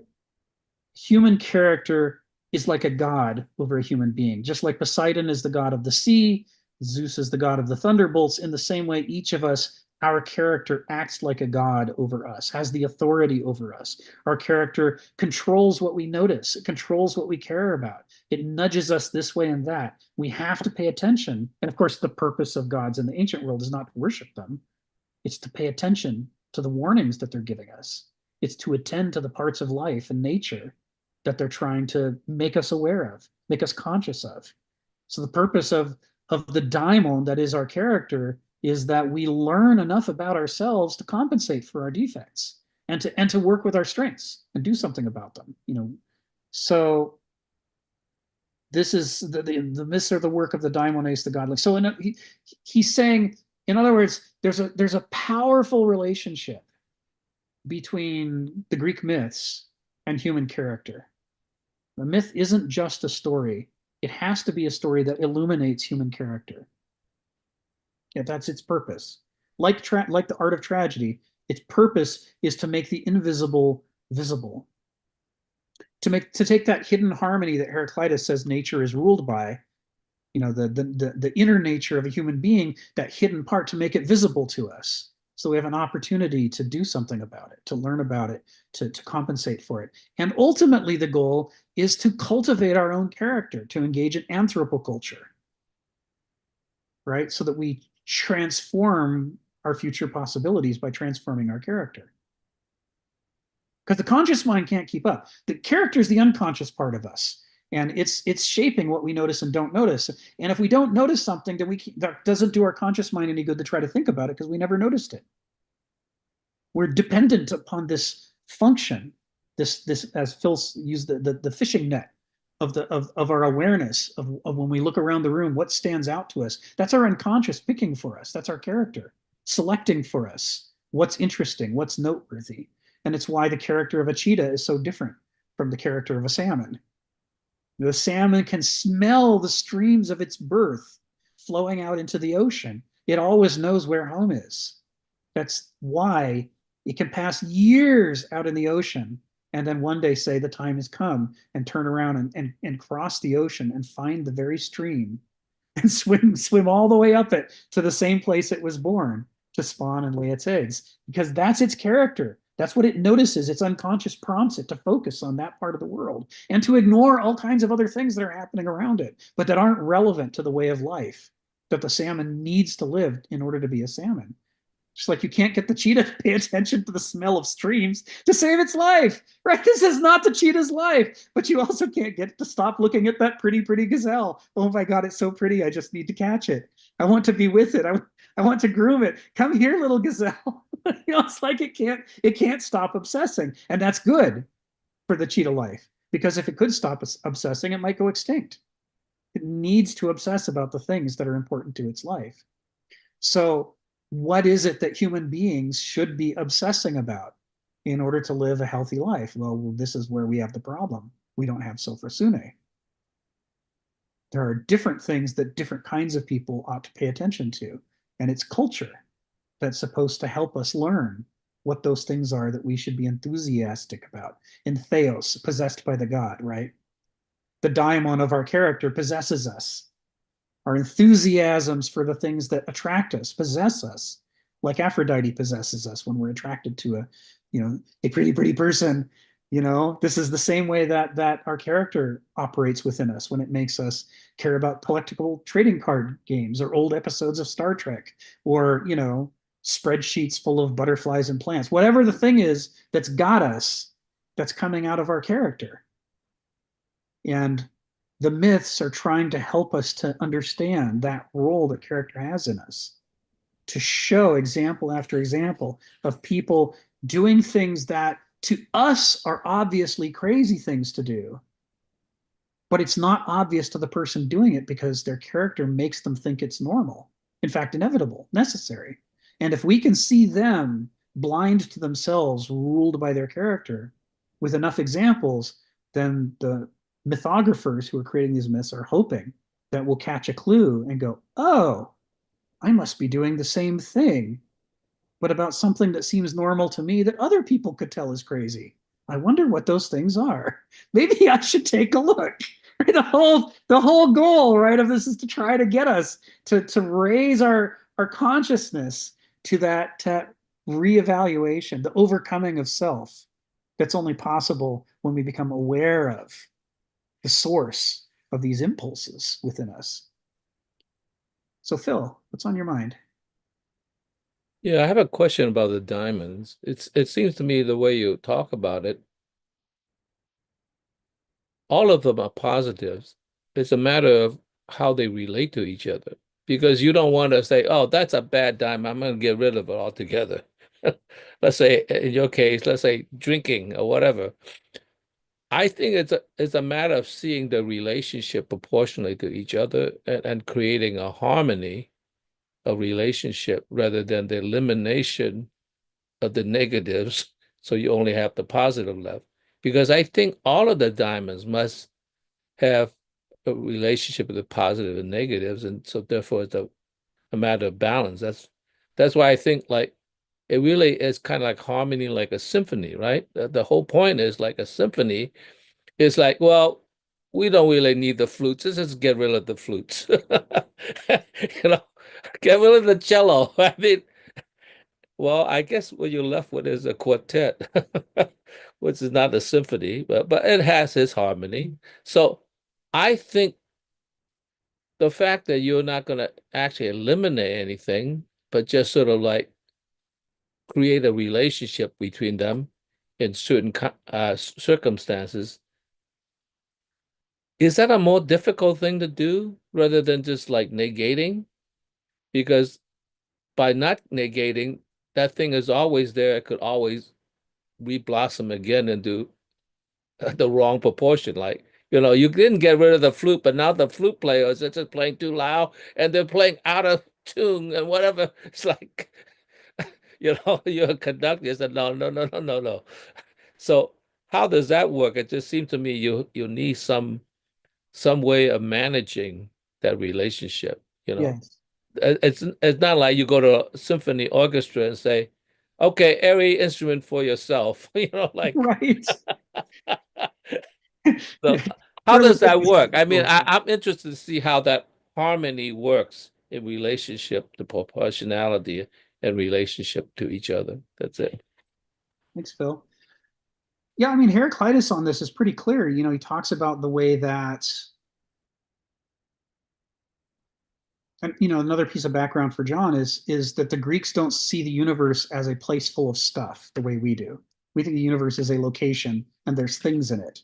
And each thing has its properties, and if you know the properties of the things, then you can control the universe. You know, this is the basis of the modern form of science, is this idea that we're going to get control over all the things, and then surely goodness will follow, because all the problems are from us not having enough control. With enough control, you know, this and this, of course, completely hides the aspect of our problems, which is, well, what about the problems we cause for ourselves? Will having more control over things outside of ourselves stop us from doing the wrong things? And that's a question we don't like to talk about. We're very anti-philosophical. And the Greeks recognize instead that when you look out in nature, you look at something like a tree and it's not really a thing because it's growing and changing all the time. And so for them, the proper metaphor for the cosmos is not a place full of things, but an organism made up of other organisms. And every organism is growing and changing according to its own inner character. And that character makes it aware of this. The quality of living things is that they're aware that there's other things going on around them. And so the way that they unfold their character is sensitive to what's next to them. You know, the leaves grow where they think they can get more light. And they're less likely to grow in the shadows. Or in the case of some plants, like a ficus, it'll grow darker leaves in the shade, and it'll grow lighter leaves in the light. Because if it grows the dark leaves in the light, it'll burn itself. It absorbs too much heat. And if you move a ficus from a shadowy place to a very sunny place, you'll see it'll lose a whole bunch of its leaves and have to regrow new ones that are brighter. So they're trying. This is a quality that Nora Bateson calls symathesy. They're in a perpetual learning relationship with their environment. They're with whatever sense organs they have, whether it's touch, you know, are they being burnt? Is it smell? Well, whatever they've got, they're using to try to feel out whether they have woven themselves well into the larger weave of life around them. And wherever they haven't, they adjust. And that adjustment is the definition of life, that they're sensing, you know, and adjusting and reweaving. So to the Greeks, human character is not an object. It's not a program. It's none of those things. It's an organism. And that organism, like all other organisms, has its own internal laws of growth that determine how it's going to unfold new order around it. How is it going to adapt? How's it going to adjust? And that adaptation isn't based on any kind of omniscient understanding of the world around it. It's based on its character, which determines what does it notice and what does it not notice? What does it obsess about? What does it not obsess about? And what are the sort of actions that make sense to it as solutions? And what are the other actions that don't make sense to it as solutions that it doesn't try? What are its strategies for life? And, you know, cheetah's going to try sneaking up as far as it possibly can until it senses that its prey is aware of it. And then it's going to change to speed, right? And that's the cheetah strategy, is this dual approach. And there could be plenty of other strategies available, but the cheetah won't think of them because that's not in the cheetah nature. The cheetah's going to try this. This is its character in action. So when it comes to daimones, every daimon is a character. It's like a mind. You know, they see not just your inner character, but you know what Phil's alluding to is things like illness, things like greed, things like the flu, are also daimones in the Greek model of the world. Going back before the Olympian religion, the oldest Greek religion is a world of daimones. Everything is daimones. And some daimones are good for you, like learning to listen to people who know more than you do and not being such a hothead that it pisses you off to have anyone claim that they're better than you at anything. You know, if you walk into a traditional Okinawan karate dojo and you have an open, receptive heart, you're going to do well. But if you're a hothead who's like, nobody's better than me, I'm the best, you're not going to do well in a traditional Okinawan dojo. You know, the little 5 foot 60-year-old, you know, Okinawan guy is going to say, that's nice, goodbye. We don't have time for you. Your character it's got the wrong teleology in it. You know, you can't be grown. into a fine quality of an Okinawan traditional martial artist if you come in defensive and fighting and thinking that everything is about conflict. We have to know that we're there to weave ourselves into the larger whole. So if you've got this daimon of receptivity at the right times and the right places, then you can grow. That daimon, in the ancient Greek worldview, it possesses your character and allows you to hear the wisdom that you wouldn't otherwise have heard. There's some interesting articles written. I've talked about this before about the way that the archaic Greeks, the Homeric era Greeks, the Mycenaeans, the way that they imagined the relationship between gods and men to work. And part of it is they didn't believe that human beings had aha experiences on their own. Every time you went, oh my goodness, and you saw something that you hadn't seen before, they thought each and every time that happened, that was a god speaking to you. And that the way that we know that is that they actually, Homer says that in the Iliad and the Odyssey. There are moments where Odysseus goes, I hear Athena whispering in my ear, and she says I should make a horse and we should hide inside of it. He didn't come up with the idea, right? I mean, and in you also see this in the, if you watch the Ray Harryhausen film from the 1960s, Jason and the Argonauts, which was a labor of love. It's one of the stop motion animation films that he took forever to make these fight scenes of little clay skeletons fighting against people and all that. Well, he was trying to be authentic to the Greek myths as well, and he's got moments where Jason is at the back of the Argo while the rest of the crew is rowing, and the figurehead, instead of a figurehead on the front, he's got it carved on the back. It's the face of Hera, and it will come to life and speak to him and tell him things, make suggestions and give him guidance. And that is the way that the Greeks imagined aha experiences to work, just like Ray Harryhausen is showing it. So Hera actually comes to life in the statue and whispers to Jason and tells him things that he could never have figured out on his own. So this is a daimon, right? This is how daimons act within us. That if we are on guard and a negative daimon of envy comes along and whispers in our ear and says, you should resent that person. You should just try to, you should try to steal that. If we're on guard, we go, oh, that's the daimon of envy. No, I'm not falling for that. I know what you're trying to do. I know who you are whispering in my ear. But likewise, if you were not on guard and your character made you prone to being possessed by envy, then the opposite thing happens. This daimon whispers in your ear and says the same things, but now you go, oh, you're right. I totally deserve those things. That person shouldn't have them. I should have them. And you fall for it. And it's because of your character. Your daimon is vulnerable to that daimon. So you can be possessed by it. And you now are this composite person who's been kind of taken over. So Phil was asking about the daimonis and how they operate within us. And so this is kind of what they see is this, all these things are growing and moving within their habitat. They're all acting according to their character and interacting with each other according to their respective characters. And this is why we go back to what Joe has said in previous months. They see the outcome is not just the result of your plans, and it's not just the result of blind luck. It is a palintropy. It's a dialectic between agency and contingency. There is what each of these organisms wants to do based on its character, and then there's what's capable of happening when it tries to interact with all the different interactions that are happening around it, all the different goals coming into conflict.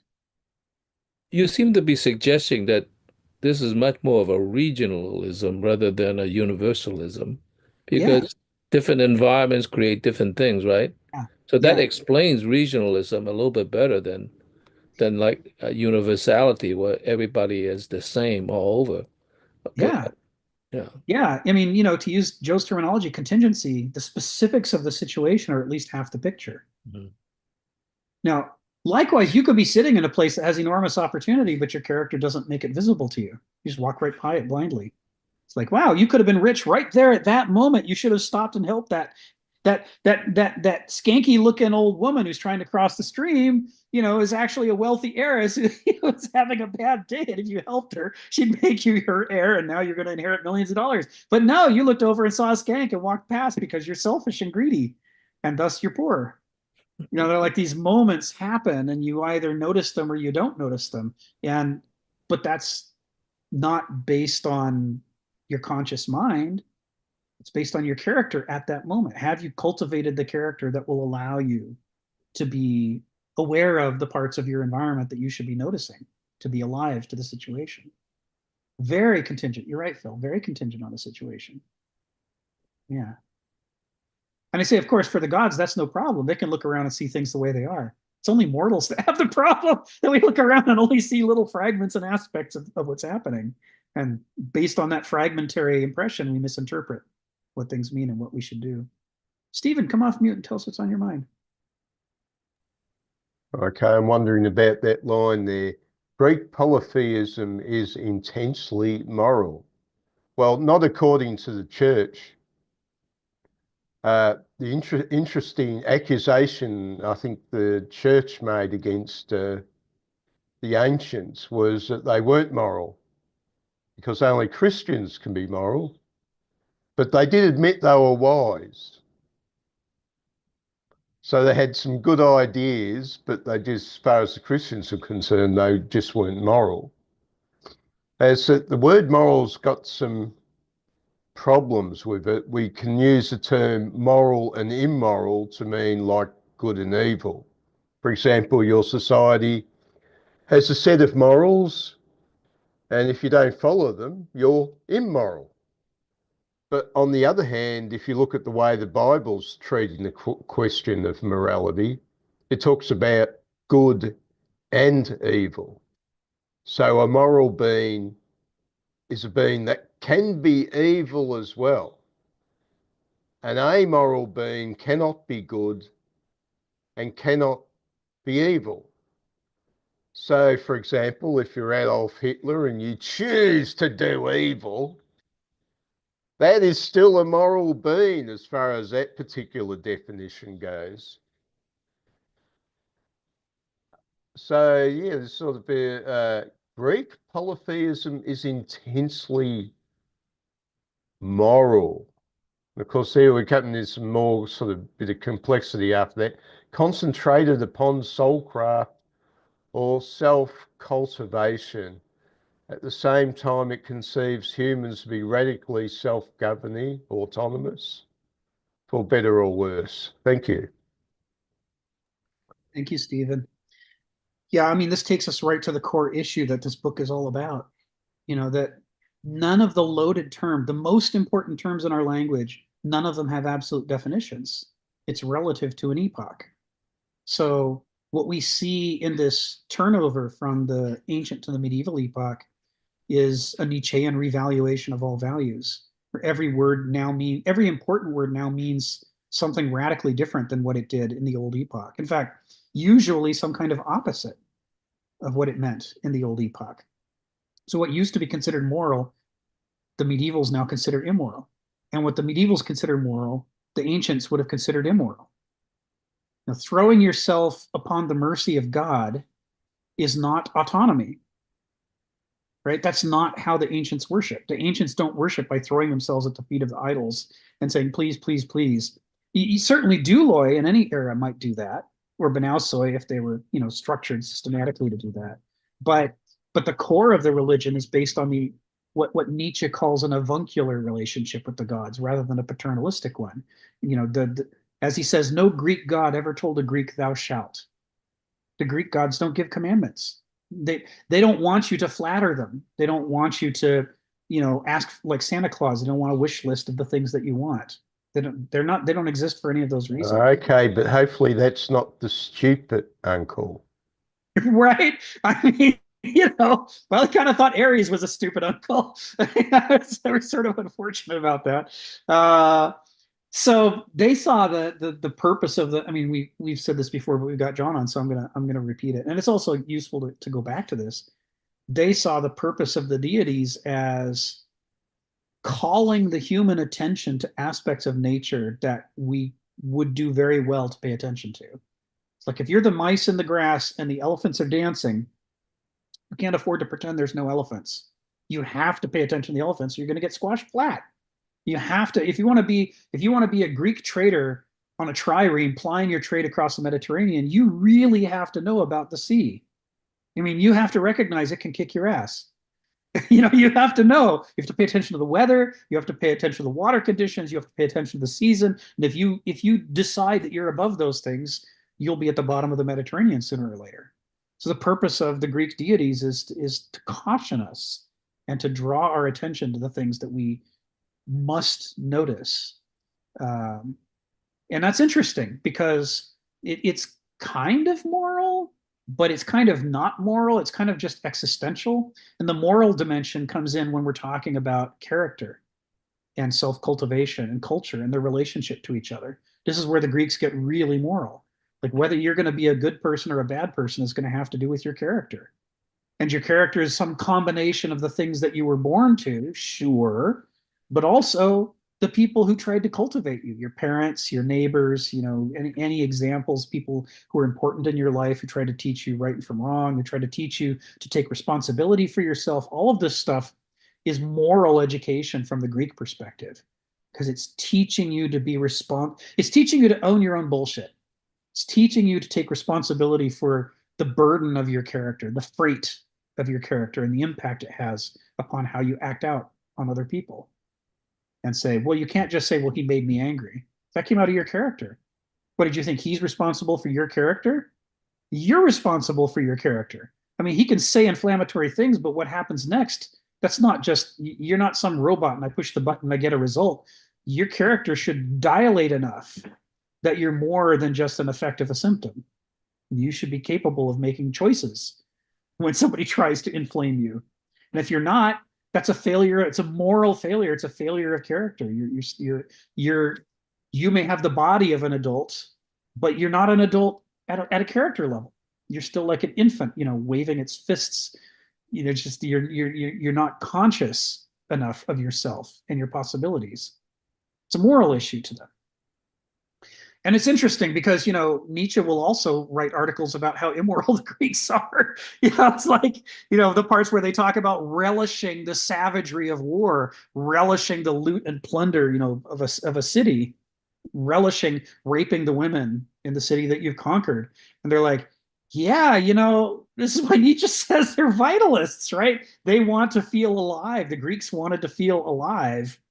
And they had this kind of ambivalent relationship with their emotions and how you act out. They loved self-righteous rage. Of course, my other argument is the being that relishes the evil has to be a moral being of some sort. Yes. Yes. Otherwise, they wouldn't be relishing evil. Yes. Yeah, I kind of want to do a linguistic study at some point. Maybe somebody will beat me to, somebody's probably already written this, about the relationship, moral is related to mores, the norms of the society. But I wonder if it isn't also related to the moirai, to the fates. It'd be interesting to see if there's a relationship there. There is I think it culminated in Lewis, C.S. Lewis.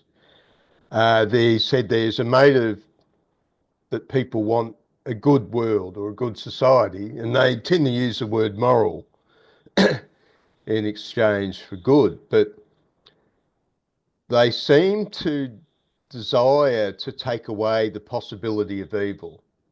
This is where Lewis seemed to have a problem with this. If you've taken away the ability to be evil, are you truly a moral being anymore? Right.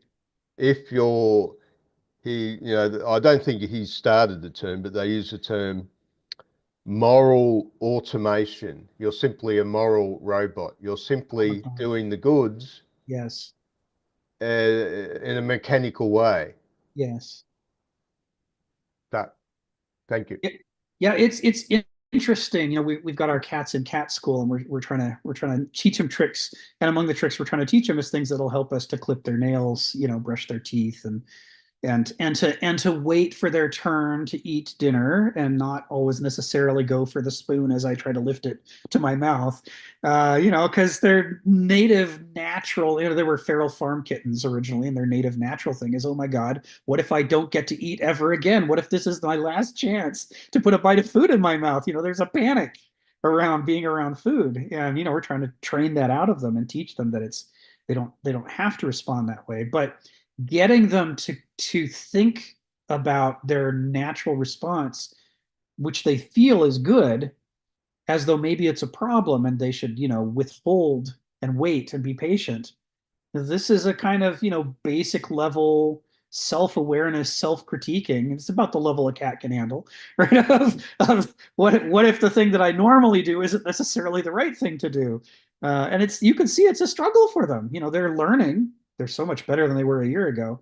But it's difficult because it feels so natural and right to do what your character, gives you the impulse to do. It feels good to act according to your character. It feels fulfilling and satisfying. It's how the daimon within us rules us. We're persuaded that it's right. And intellectuals have the same thing going on all the time, and they think they've distanced themselves from their feelings, and yet some logical arguments persuade them, and other logical arguments do not persuade them. And they think that when they say, "Well, I don't find that persuasive," they think they're saying something objective. But what they're really doing is saying, I'm a prisoner of my character, and my character will let me know if I'm willing to believe what you say. Okay, well, people will tend to continue with redundant behavior. Yes. Until something really hard slaps them out of it. Yes. Because as long as it seems to work, yes, as long as their mistakes seem to work, they'll stick with the mistakes. That's right. It takes a really solid punch from reality. Yes. Yes. To create the change. And it's one of the reasons why so many bad American managers engage in scapegoating members of their team. Because the alternative would be to admit that they mismanaged their team, and that can't be right. I don't want to question what felt good to me at the time. You do this, you do that, you do the other thing. And of course, they've misunderstood the problem. They've missed parts of it. And so, there's a lot of American managers that part of what they do is they cultivate scapegoats. And the scapegoat is the person they give all the hard jobs to, the ones that you can't predict easily, that don't fit on a timeline very nicely, that are too complicated to predict. And then when those people who foolishly agreed to do what the manager said on that thing, when it doesn't happen the way that the manager predicted it would, the manager says, well, it must be your fault. You must be a bad worker. That's why this didn't work out. Can't be that I had a bad plan and I forced it down all your throats. It has to be that you unlike this other guy who was working on a simple thing and delivered on time, you working on the complicated thing, you're just a bad worker. And you also see it in American management, the way that there's a whole class of American managers who hop from corporation to corporation. And when you look at the timing, you see that they often hop right before a collapse.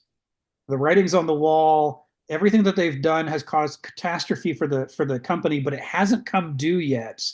And they get out while they're still hireable.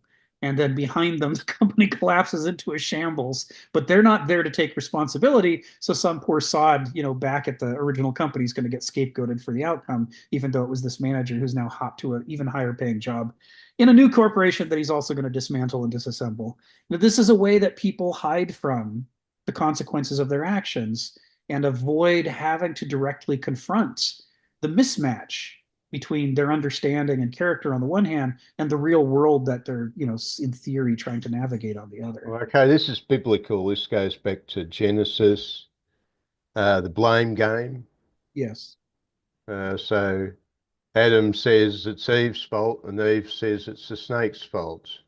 And the snake says, what can I say? Of course, this was also the same moment that tokenism rose. Yes. When Adam sticks a fig leaf in front of himself and says, hey, I'm not naked anymore. That's right. That's right. Nothing horrible going on here. And God's like, there wasn't anything horrible going on before either, but dude. Yeah. We live in a culture of tokenism. Yes. Yes. Yes. Yeah, moral is one of these words where, what does moral mean depends on which epoch you're in and how you're interpreting good and evil, right and wrong, meaning, and so forth. So I'm going to call on Joe in a second. I'm sorry to keep you waiting so long. There's a classic, there's moderns like to demonize medievals. We call it the Dark Age. We say ours was the age of enlightenment, theirs was the dark age. And all of this is us parroting Protestant propaganda from the time of the Reformation without understanding why we're saying it. We've all rationalized it, but we're just passing on the bumper stickers that have been passed through modernity for centuries at this point. And there's plenty of evidence that the medieval era was not a dark age. For one thing, they invented science. It was like, science is pretty important. It was not the ancients who invented science, although they dabbled with it sometimes. They invented logic and rhetoric and reason and rationality and noesis. But the whole, what if maybe we should tether our ideas to reality? What if we should run experiments to find out if, even though we've persuaded an entire room full of smart people we're right, what if we're still full of shit? What if our ideas are just very persuasive bullshit? How would we find that out? And well, you find that out by experimentation. The medievals who tried to live according to Plato and Aristotle and some of these things sort of ran headlong into the defects in those ideas and were forced to engage in, what ultimately became the empirical sciences. So that's a kind of enlightenment, right? To realize that human reason is not to be trusted no matter how persuasive it is. It's to be used, but to be checked, trust but verify, baby. But we still call it the Dark Age, right? How much was done with wind power and water power during the Middle Ages that weren't done during the ancient epoch? Lots, because they didn't have big armies of slaves the way the ancients did. So they had to come up with other ways to generate, how are they going to run their mill? How are they going to, well, what if we just use the wind or the water? These are huge advances in the generation of energy and power.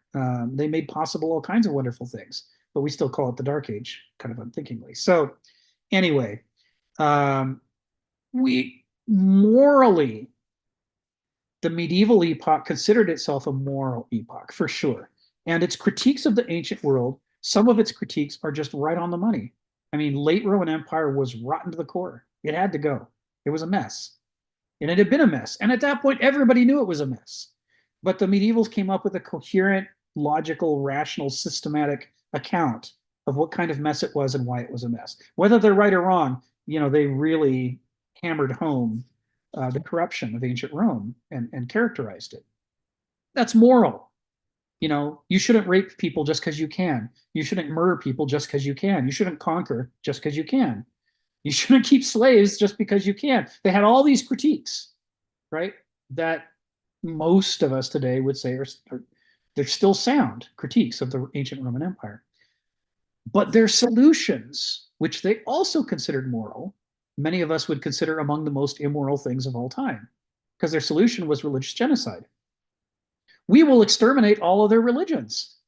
Our solution is we're right and all of you are wrong, and we're going to do crusades and inquisitions, and there will be no religions but ours across the entire face of the earth. Ours is the only one. That was the plan of Davros, the creator of the Daleks in Doctor Who. Right? He'd create one species throughout the universe, and therefore there'll be nothing but peace. That's when right. all the divisions are gone. When we're all identical, we'll be peaceful. That hasn't always worked out in history either. So on the one hand, there's this intense morality of, people shouldn't abuse each other the way that the ancient Roman Empire abused all of its subjects.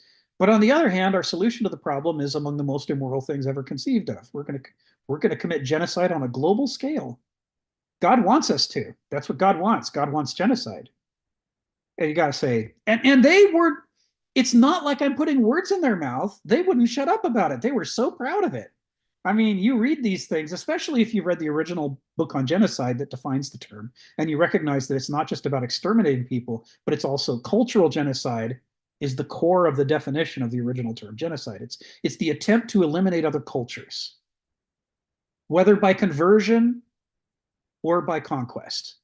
Like Charlemagne said, the sword of the cross. I'll either kill you or you'll become a Christian. Well, even if you didn't kill him, even if he converted, that was still genocide. You're trying to exterminate his culture, right? And so what we see in the medieval epoch is the pairing of intense morality with intense immorality. And that's not even getting to the late medieval epoch when it becomes as rotten as Rome ever was. And yet they considered themselves vastly more moral than the ancient epoch. And they had piles of books to tell you why. right? This was an enormous focus was generating a literature about morality and about, transcending the limits of human corruption and trying to make a better world. So it's the things that we inherit from the medieval epoch into the modern era are paradoxical and complex. Self-overcoming, they were big on self-overcoming, but only in certain ways and for certain reasons. They wanted to overcome sin, temptation. They weren't trying to overcome the kinds of things the ancients were trying to overcome. They redefined, like Nietzsche says, there was a revaluation of values, and they have us trying to overcome different things.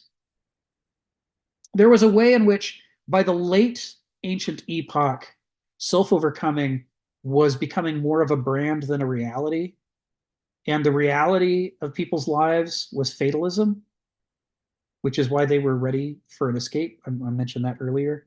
So there's ways in which the medieval epoch introduces a new juice of life into the concept of self-overcoming.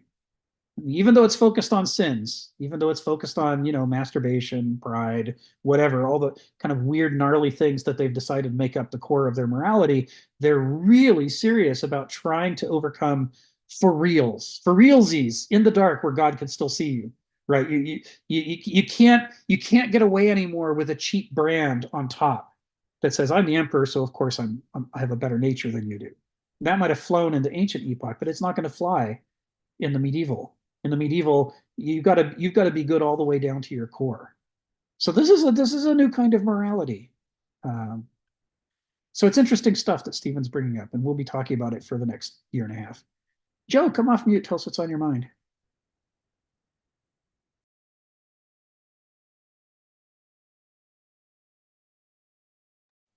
Oh, can you hear me?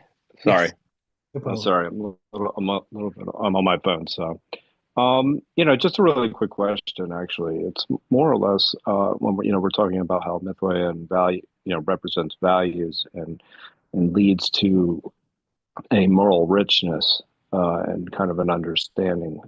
And I was just wondering what you might think of something as far as idioms themselves, as far as communicating the values of a culture. They may not communicate the moral aspect of it, but they do capture the experience that people have and how a culture expresses itself.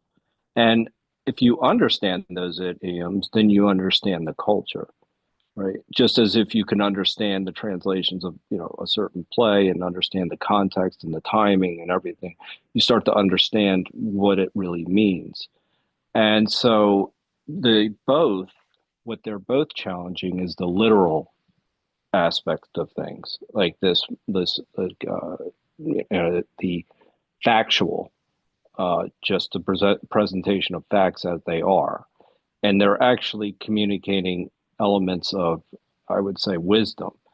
Now, again, I recognize the limitations of an idiom is just as far as it's just reflecting the value. But if you were to take time, I don't know, time, I'm trying to think of, time is money. I don't know, something along those lines. It does reflect a certain culture value, right? And so once you understand that, you start to have a deeper understanding of the values in general. And it's just so, I just wanted to ask you what you thought, maybe how like Kenneth would view idioms as far as what they actually uncover, what they actually say about a culture in general. And then, what's obviously there are limitations, but that's my question. Well, that's a great question, Joe. And Kenneth is fascinated by the power that idioms have over us. I mean, his entire second book of parables, Webs, is about the ways that we are trapped within our ideologies and isms, our interpretive frameworks, almost predetermine what's going to happen to us in every situation, because we're going to go into it noticing certain things and not noticing others, caring about certain things and not caring about others. And that selection, we can partly say that it's due to your character, but we can also say that all the people born within a certain epoch are going to have their characters shaped in certain directions by the zeitgeist of that epoch. So, it's the role that idiom plays, perspective, the what do you notice and what do you not notice, is a hugely powerful role. It's hugely powerful, and that's really what paragraph 14 is talking about. From the ancient perspective, they saw mythoi as being so vitally important to creating these seed beds. In the third sentence, he says, myths are also the seed bed for human culture. They're creating the stories that we think with. How do we interpret what we're seeing? If we had to do it from scratch, if we had to look at everything and just be smart enough to see it as it actually is, we just fall on our faces and fail. It's that we have this rich encyclopedia of stories that we're just carrying around inside us that give us these interpretive shortcuts. It's like, oh, this reminds me of Daedalus and the Labyrinth. Maybe I should make some wings and just not fly so close to the sun as Icarus did. We can find these metaphorical explanations and patterns in the things that we look at because of the seedbed of myths that we've grown up with. And the Greeks did that on purpose. They thought that was the purpose of Aristoi as a class. Their whole reason for existence was to be doing anthropoculture on that seedbed of myths and going, maybe, says Sophocles, this myth of Oedipus has more juice in it. Maybe I could turn it into a bleak moral lesson about the Peloponnesian War if I tell this story a little differently. And I'm going to tell the story a little differently. And so he makes Oedipus Tyrannus, and a whole generation of Greeks, attends his play and goes, I see what you're doing there. Very clever. And I guess you're right. Maybe the character of Athens is such that it's going to lead to catastrophe, just like it did for poor Oedipus. This makes it possible to make these cognitive leaps. That we don't have to work out all of the evidence into a great chain. We don't have to work out all the logic into a series of steps. We can just see the resemblance and suddenly have the little epiphany that tells us what we need to understand faster and more with greater potency. So, all that's idiomatic. Yeah, it changes our language. Yeah, and just really quickly, I mean, it requires an understanding. If you were to translate them, it requires deep understanding of what,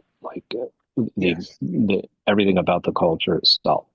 So it's revealing something again. Yes. Maybe not. Yeah. Anyway. Yeah, it's like that Star Trek Next Generation episode Darmok. Darmok and Jalad at Tanagra. Darmok on the water, the beast of Tanagra. And it's like, if you don't know the story, nothing that these people are saying makes any sense to you. The universal translator on the bridge of the Enterprise isn't doing Captain Picard a bit of good. He's like, we live. They're translating the words. We just don't know what they mean by any of this. And it's not until the guy, kidnaps him and takes him down to the planet to confront the monster that he recognizes that this is a story about that all those people grew up with that he didn't grow up with, but now he's living it.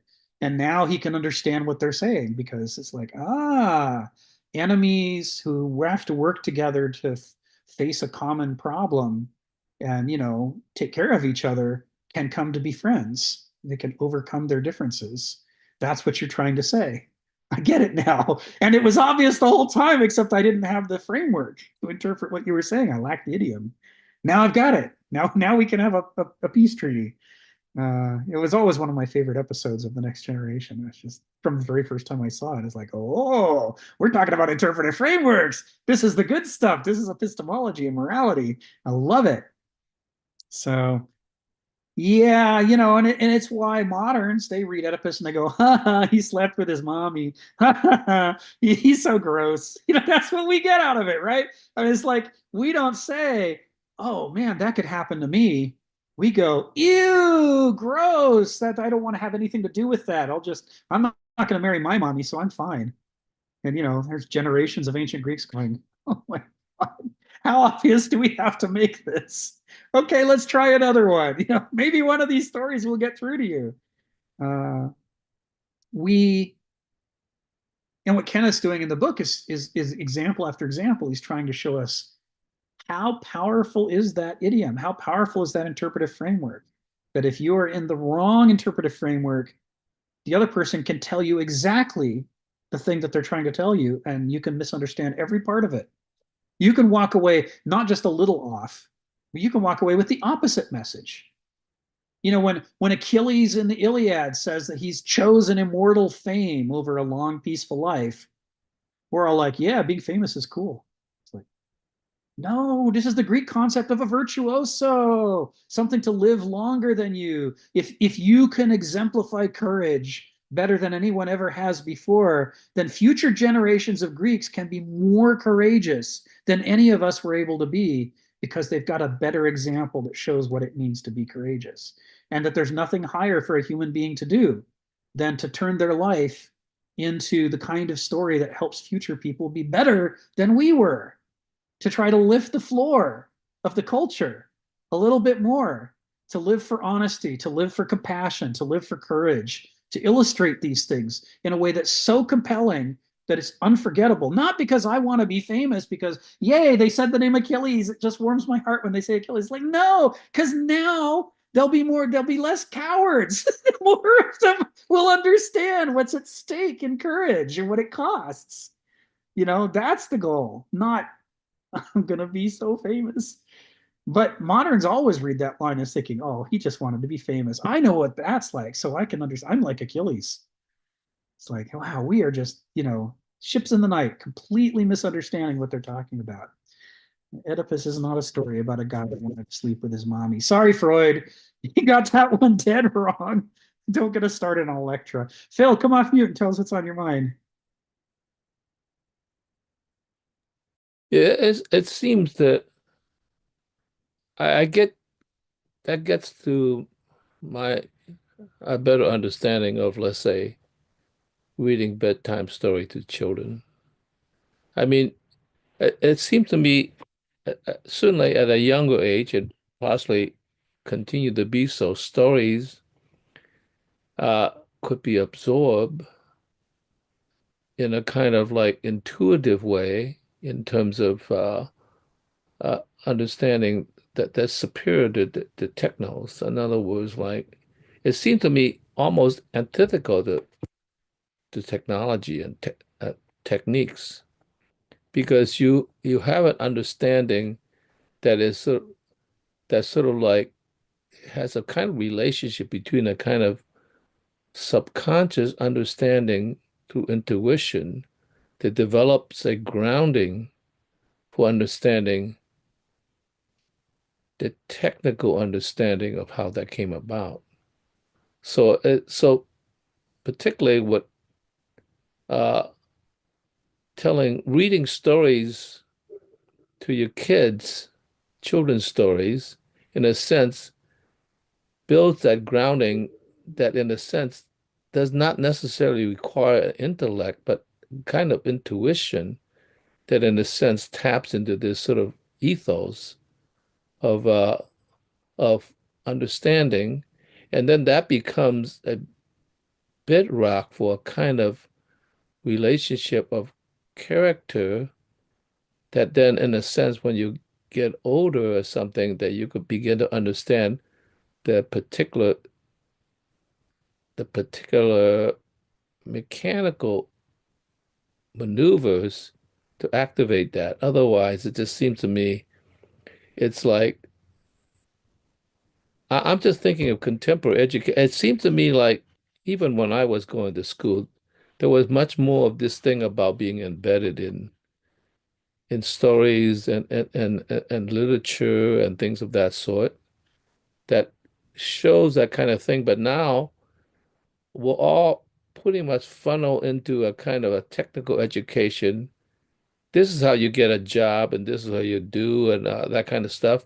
It seems to me that steers you away from a kind of humanism, because you just become part of a tool for another system rather than understanding yourself and how relationships in culture and relationship with others uh, is a necessary part of a civilization. rather than just the production of goods and that sort of thing. So it almost seems to be the opposite approach. And it just seems to me, maybe was it the tail end of that? It just seemed to me that even that short time of, let's say, the last 50 years or something, we have shifted so much to a kind of technical and sort of uh, how should I say, a functional education in terms of surviving in, and I guess a different mythos of money and providing a skill to pursue your thing. It's like once again specializing in a certain aspect. So when you get out of your training, in a sense, I remember when I was teaching in Youngstown, somebody, because I was teaching graphic design, I was teaching, art and graphic design, and somebody who was in technology and computer science came in and wanted to not only take my class, but take it seriously to learn something new. And my response was like, I am surprised. Like it seems to me you got the premium job in terms of like survival. And he educated me by saying, yes, that's true, but you don't understand how fast technology changes. And by the time you work there for 5 years, it's over. Like they need somebody new. And it's kind of like, which means that even if you got this technical education and you're doing good at first, it just seems like you're just sitting on the wasteland after 5 years. What's actually shocked me. And I was willing to help him, but I was actually hoping that he wouldn't come back because it seemed to me it would disrupt the class. But nonetheless, that was a shock to me that, yeah, he said, yeah, what looks good is not so good after all. So that's very interesting because we don't have the foundation of what it means to be a true human being, but just be a tool for society, which is horrendous as far as I'm concerned. It's turning the cart upside down because you're using people rather than, you know, educating them and turning them into being good human beings. That's why we're falling apart. Okay, that's Yes. my little spiel about education and how to bring up people in relationship to. You have to first teach them how to be a good human being, and Yeah. then you can lay the tools on top of them, and they realize that those are tools. They're Yeah. not who they are. Yeah. Yes. Thank you, Phil. There's a novel by science fiction fantasy novelist Lois Master Bujold called Falling Free. She won a Nebula Award for it. And Falling Free is from the perspective of an engineer. It's a science fiction story. And it's about work on a space station in the far distant from Earth where they have bioengineered people who don't have any legs. They have an extra set of arms.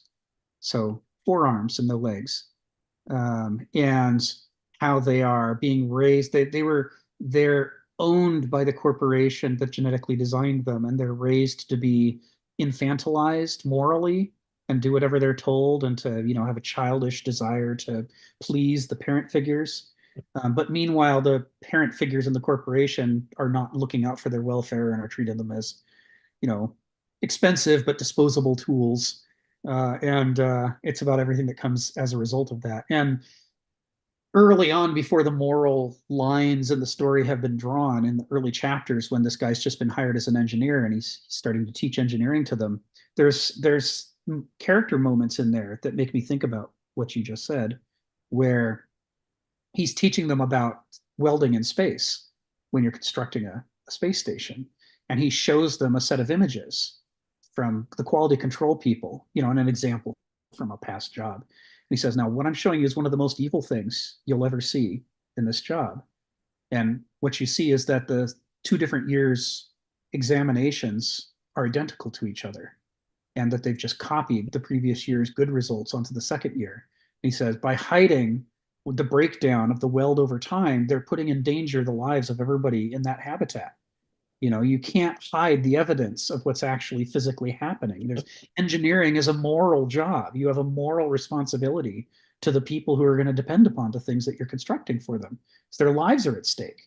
And I thought about that and how in ancient cultures and even in medieval cultures in the guild system, there was a moral component to even what you might think of as the most utilitarian of jobs. That these guild structures weren't just teaching, how to wield a hammer. They were teaching a moral framework for, the things that you have to do to be a good human being who does this work. And they Well, would teach for the kinds of reasons that this novel talks about. you know what? That story gets me to think about half a Shiva. A guy with 4 arms is better than a guy with 2 arms. But in a sense, but he could play the drum pretty loud and complex. I hate to have half a Shiva without, the rest of it to understand that he has to wait for the right time to beat the drums. Otherwise, you're beating the drums all the time, and you got 4 arms, half a Shiva. Yeah, that's not a good thing.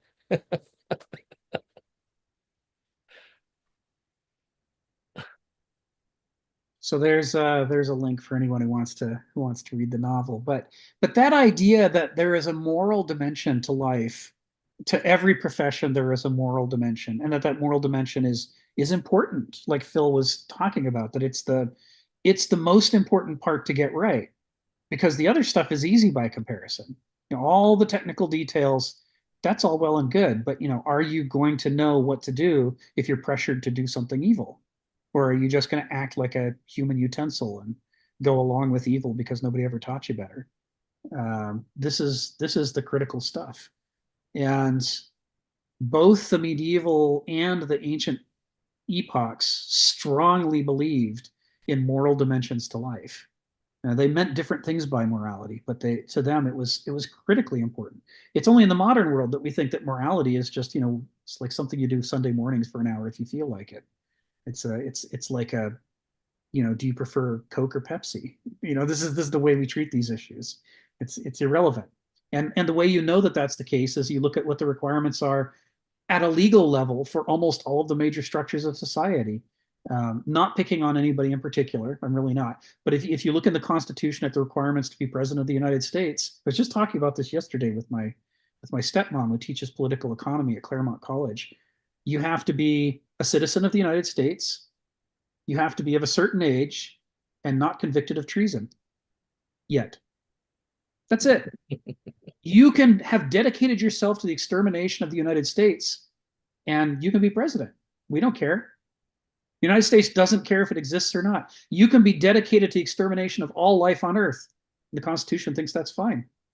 There is no moral quality at all to the job of president as defined officially in the United States of America. And the US is not unusual in this regard. Most national constitutions have nothing or very little of a moral nature in there. And it's because the modern world is founded on nihilism, in which morality is irrelevant. All that matters is, how much power have you accumulated? Do you have the consent of the governed? We don't mean informed, meaningful consent, but were you able to hornswoggle them into voting for you? If you were, then you win. Wherever the numbers are, do you have the most money? Do you have the most guns? Do you have the most power? Do you have the most votes? What is your quantity? Whoever is the big monkey wins. This is how the modern world is structured. And it wears a brand of science and enlightenment, but this is Nietzsche's critique for sure, completely evacuated of any moral dimension. It's a nihilistic epoch with very good branding, the best advertising ever. We constantly talk about human rights while blithely ignoring them. It's a fascinating structure. We've basically, when you look at the difference between the brand and the reality in the modern epoch, we have the largest. We make the ancient Roman Empire look like they're kids playing at corruption.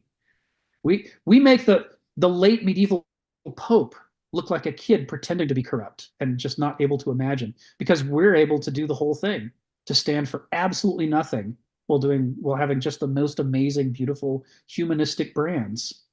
This is the definition of the modern epoch, as we'll see when we get to it. And it's not the definition we like. We prefer to think of ourselves as the culmination of history and evolution, and we're the best and the brightest and the most objective, and we care more about freedom and human rights, and we certainly talk about those things a lot, but then we act in direct contravention of those things all the time. Moral dimensions, right? This is what we're talking about. So it's hard for us to fully come to grips. I use the example over and over of Joan of Arc, an illiterate peasant from from a little village in France, a nobody. In medieval society, she's a nobody.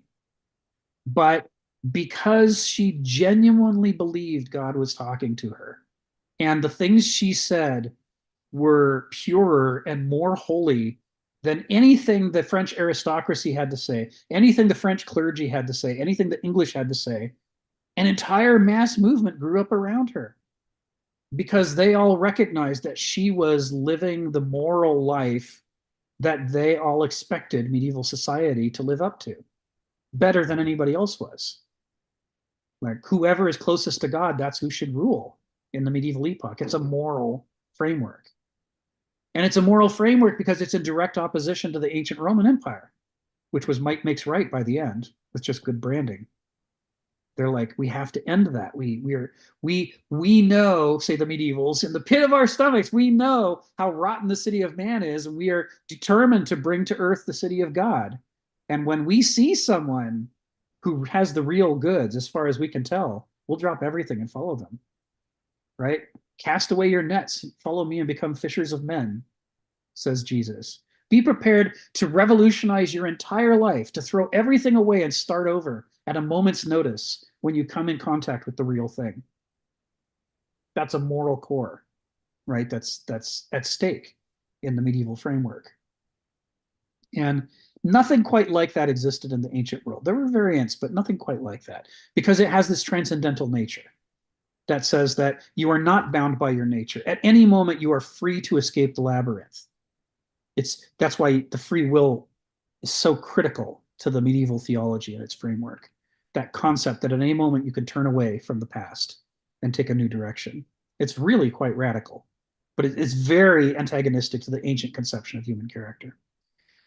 So, speaking of the ancient characters, so sentence 3, paragraph 14.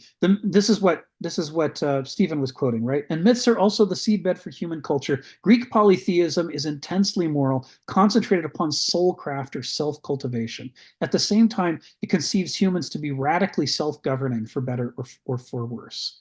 So the morality of the ancient world is that you have an obligation to know what your character is and to be working on overcoming your weaknesses.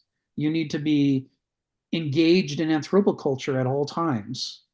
Even if you're not an Aristos, even if you're not governing a polis, you still are supposed to govern yourself. And certainly until you learn to govern yourself, or at least care about governing yourself and get some experience governing yourself, even if you're not great at it, until then, you shouldn't even have the vote, say the ancient Athenians. I mean, because if all you are is appetites or ideologies, what's the point of your vote? You're just going to vote with your appetites or ideologies, and we already know those. Your voice has already been heard, right? All religions but mine are wrong, and you should all be exterminated. We've already heard that. We don't need you to vote. That position has already been included in the debates. It's been discarded in the debates because in the ancient world they didn't do religious genocide. That was unknown. So you're not adding anything. Not even if there's a million of you saying, let's exterminate everybody else. It doesn't matter whether there's one of you or a million of you, it's the same damn message. Being a human tape recorder doesn't give you the vote under the ancient perspective. It makes you redundant. You're supposed to wrestle with your delusions and your ideologies and try to overcome them. And the wisdom that comes, as it says in the Agamemnon by Aeschylus, drop by drop, wisdom is distilled from pain. From that struggle, some wisdom can emerge that then could be helpful to governance. That the ancients want to hear from. But they don't want to just hear you recite how well you've memorized a catechism. That's okay. That catechism's been heard before. And we don't need a million people to all say the same thing. There is a way in which the polytheism of the ancient Greeks directly corresponds to a tolerance of complexity Right? Monotheism insists on a simplicity. You don't have to think about the interactions between Athena, Artemis, and Hera in a particular situation, because if it's monotheism, there aren't three goddesses. There's only one. He speaks with a unified voice. So the sacred is simple and easy to understand because it never contradicts itself.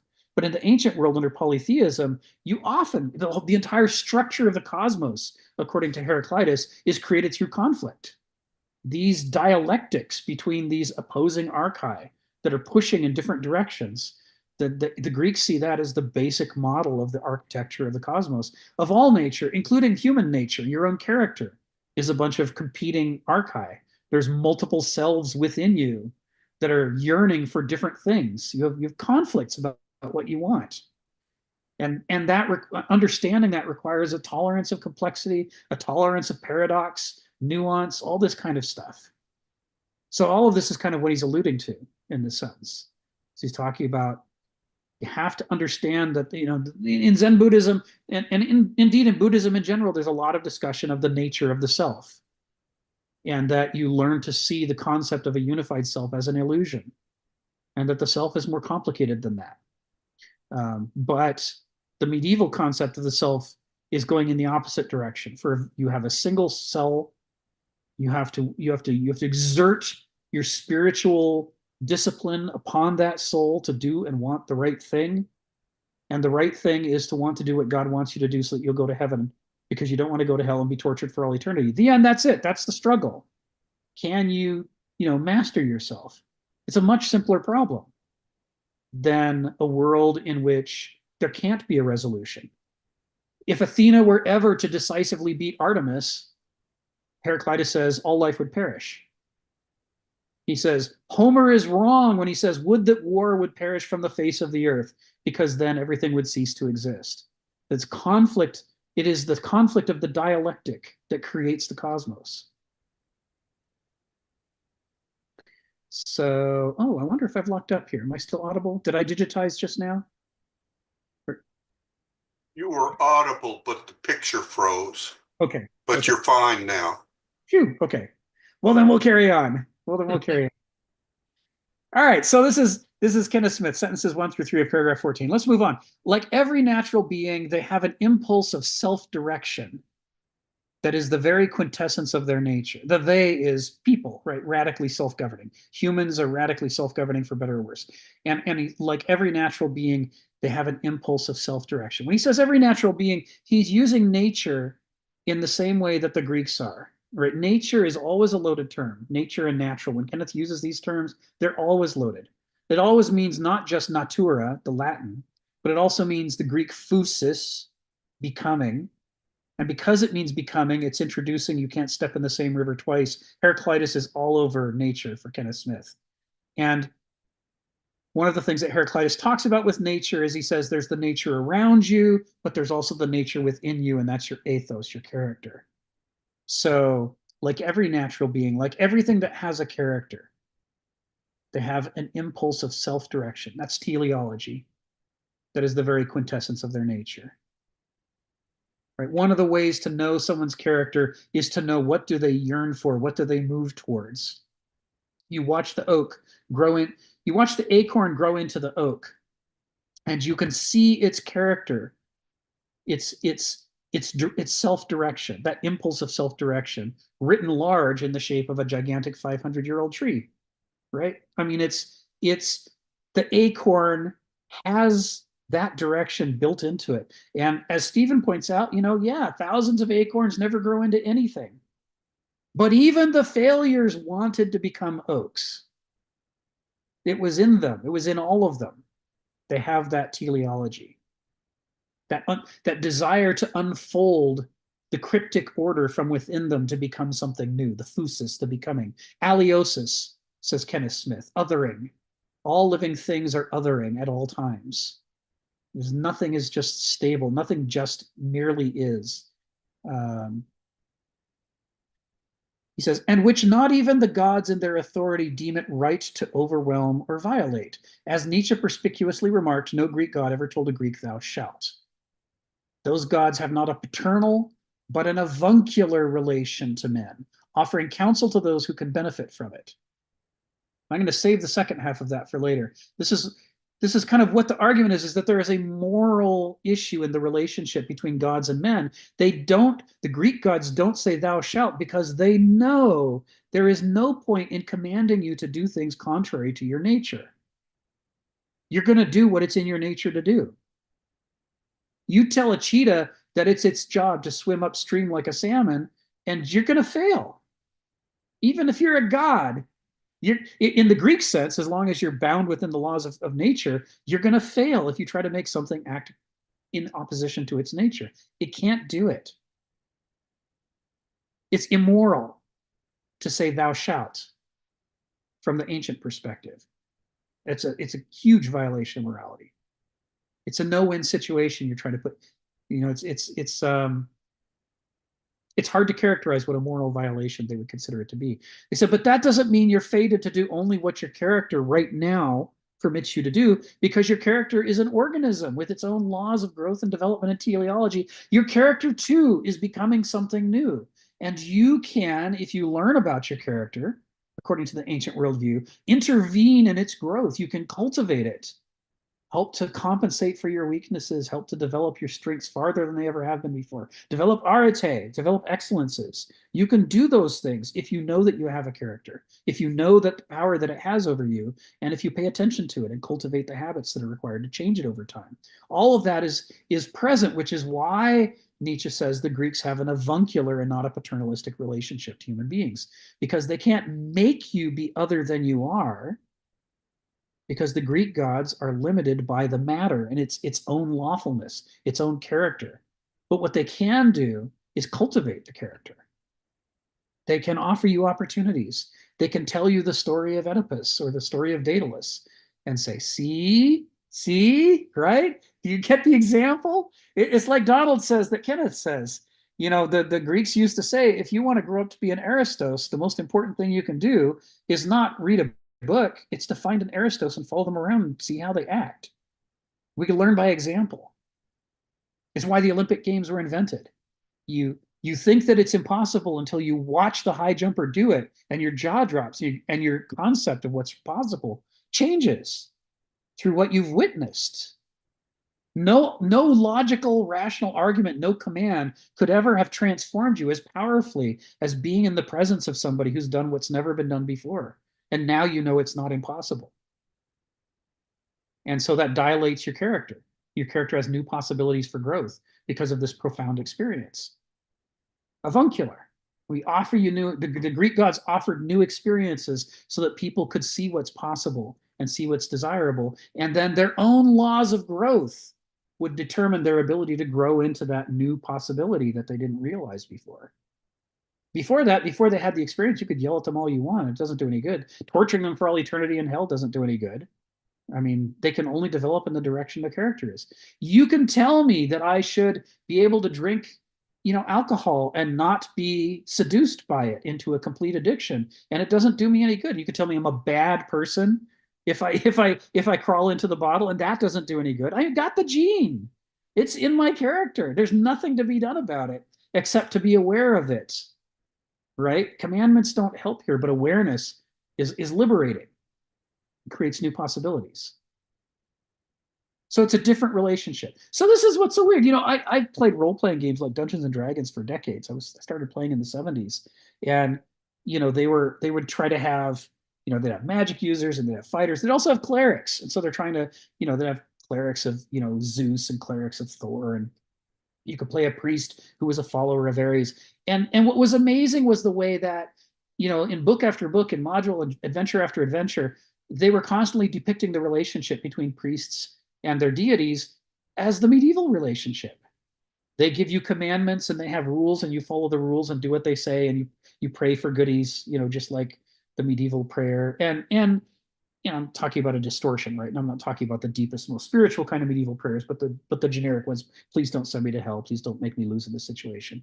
And all of that is based on a profound misunderstanding of the ancient religions, which didn't operate like that at all, right? They weren't about any of that stuff. They were about this issue of, Can human beings be cultivated into understanding the nature around them and the nature within them so that we can grow to become more competent and more moral, more able to handle the world that we're born into? Right? It's like, it's not me out there yelling at the corn that's sprouting in my garden saying grow or I'll damn you to hell.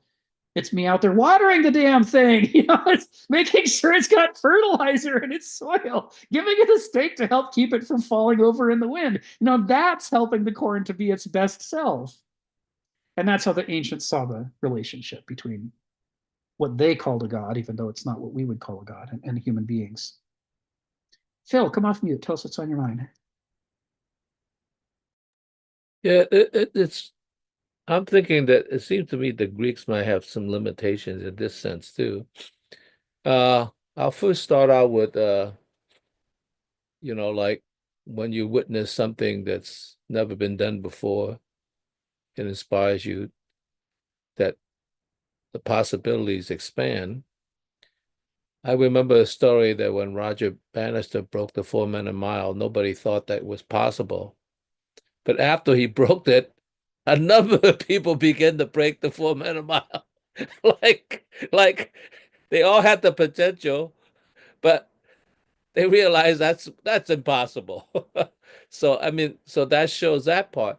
But it seems to me like, how is it that the Greeks, you could correct me if you know something more, they never got to the point that, in a sense, the teleology could itself expand, because like they never understood the possibility of evolution. Because if regionalism was the case, maybe they were too regional in that sense. It seems to me if you took the acorn and you put it in another area, like a desert, or you take it to China or some other place, it might, through a period of time, become something else. I mean, like, so the regionalism allow for possibilities to develop in different ways, but for them, the acorn will become the oak will make the acorn become the oak. And the circle, it seems to be uh, repetitive in the sense of like restricted to that limited theology. It seems to me, how come they never came to a point where, you know, maybe at some point the oak will produce a slightly different acorn, or the acorn actually the squirrel took it to another place, and there was something else. We now know, for instance, that when an invasive plant comes into the thing, it it becomes its relationship to the environment is completely different, and they transform themselves, and they transform the environment as well, because they're very different. And so in some sense, I was watching a video of this woman who was seeing that, because she lived in the woods. Actually, her father had been, I guess, not an ecologist, but somebody who planted a lot of trees, but he planted the same kind of trees. It was monoculture, and it completely destroyed the ecology of that place. And she found that by slowly introducing the native plants and letting the forest grow, and letting, let's say, some of the pines fall, and then you introduce a native plant, it completely revived the uh, the situation as it was. So it seems to me there is such a relationship between the environment and the specificness of a singular tree or singular what animal. It just seems to me there's room for development, but they never got past that sort of short cycle rather than a longer cycle. Could you say something and contradict that? They did understand that, Sure. or maybe that was a limitation of a finite mind that could only see a short cycle rather than a long cycle. Yeah. Yeah, the Greeks totally believed in evolution, but just Oh, not in a systematized way like Darwin did. okay. That's part of why the word for nature is phusis, becoming, rather than anything else. They see transformation, and when you look at the Greek myths, things are always turning into something else. That's like relentless. It's one of the kind of most characteristic qualities of their myths. But it also shows up in Aristotle, in other places where they talk about they knew about fossils, for example. Yeah. They knew there had been other kinds of they knew there were generations of life, and there had been other kinds of life here before the ones that are here now. And they weren't exactly sure how it worked. Some of them thought that, they were just successive replacements. Others thought that that was us and that we changed over time. And they sort of, and part of the reason is because they were pre-scientific, they were entirely dependent upon the persuasiveness of the arguments that people could muster to explain these differences. So think of it as like they had piles of ideas among which were evolution. But the general idea of transformation was always there. It's built right into the name. So there's some interesting stuff written about this. Things that they understood and things they didn't understand. I think we've talked before about ancient archaeology, ancient paleontology, how there used to be Greek islands covered in fossil bones, and they'd go there and they didn't know what the fossils were. And in the case of mammoths, they thought they were giant people because it turns out after the tusks fall out, you look at the skull, and given the opening for where it kind of looks like a cyclops with a giant eye, where the trunk would go in. And so people were rounding up, when they were founding policies, plural. Anyway, they'd collect these fossils off these islands and then bring them home to their polis and bury them and say, here are the bones of Theseus. And here are the bones of Hercules. And it's some fossils, right? That they've mistaken for, human remains. So they had a complicated, shifting relationship with the past, and evolution was among the ideas that they had. Well, but Aristotle did say that, he was interested in arete. Yes, He was not interested in studying the form right, species, right? So therefore, he didn't see that the deformed species might not just be deformed; they might actually be transforming into something else. So maybe right. he was too focused on arete and not the transformation of arete in a sense. Yes. So It's so the that downside of focusing on the essence of things. You focus on the essence of things, you're trying to find the center of the bell curve. And if yeah, the focus is there, then you're missing the importance of the edges of the bell curve. yeah, It's okay. funny because in other places he's perfectly aware of the importance of the edges of the bell curve when he talks about education and why it's important that all the different areti that people are capable of be developed in your society. You don't just try to homogenize your education, because Yeah, if you do, you're going to stamp out, if you're trying to yeah, create great engineers, you're going to stamp out the great musicians by yeah. accident. He's like, you got to be sensitive to what's developing in people. So that's like the prerequisite for understanding the importance of the edges of the bell curve. But he never put the pieces together, at least in writing. Who knows what he might have said in person. So Okay, thank you for clearing that up for me. Physis is very important. Okay, thank you. yeah, of course.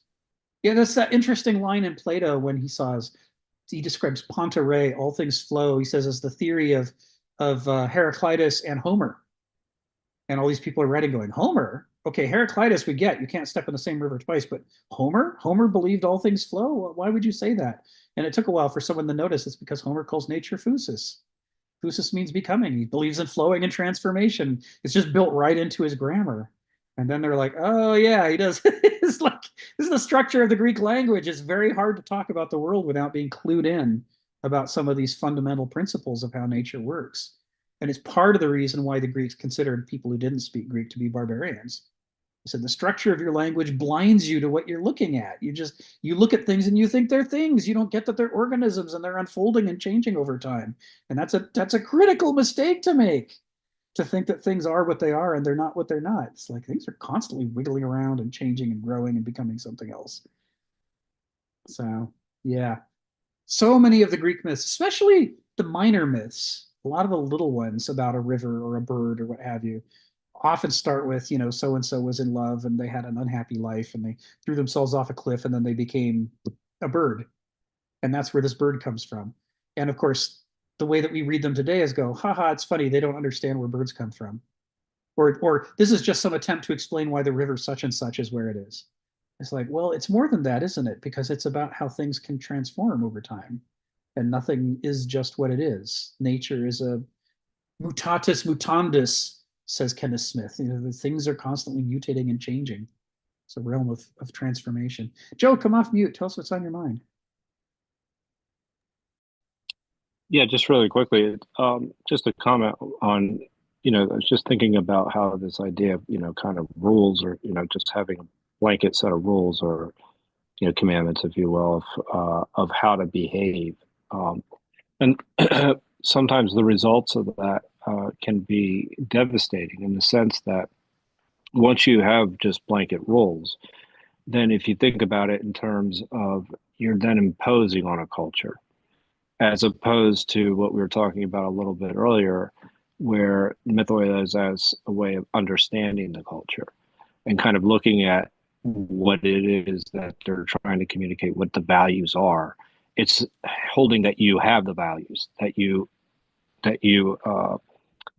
yeah, and you can speak in absolutes.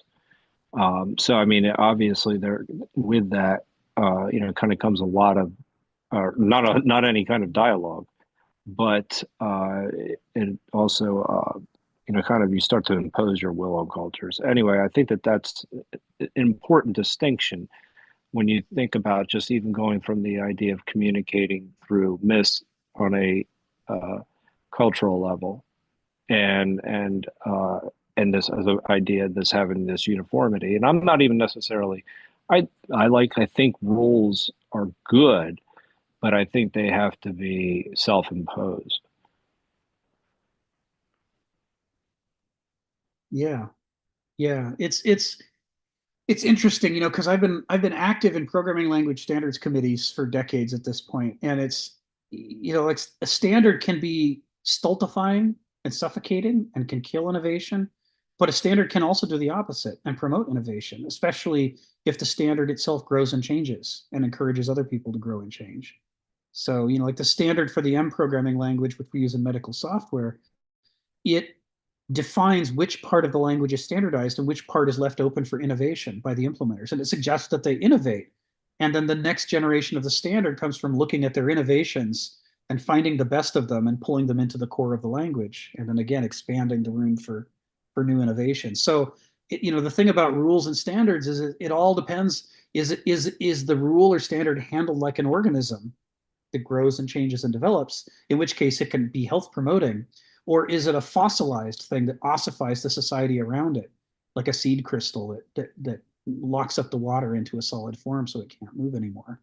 And that distinction, to Aristotle, is the most important of all distinctions. So for Sune, life promoting on the one hand versus, totalitarian death promoting, because it creates a stasis.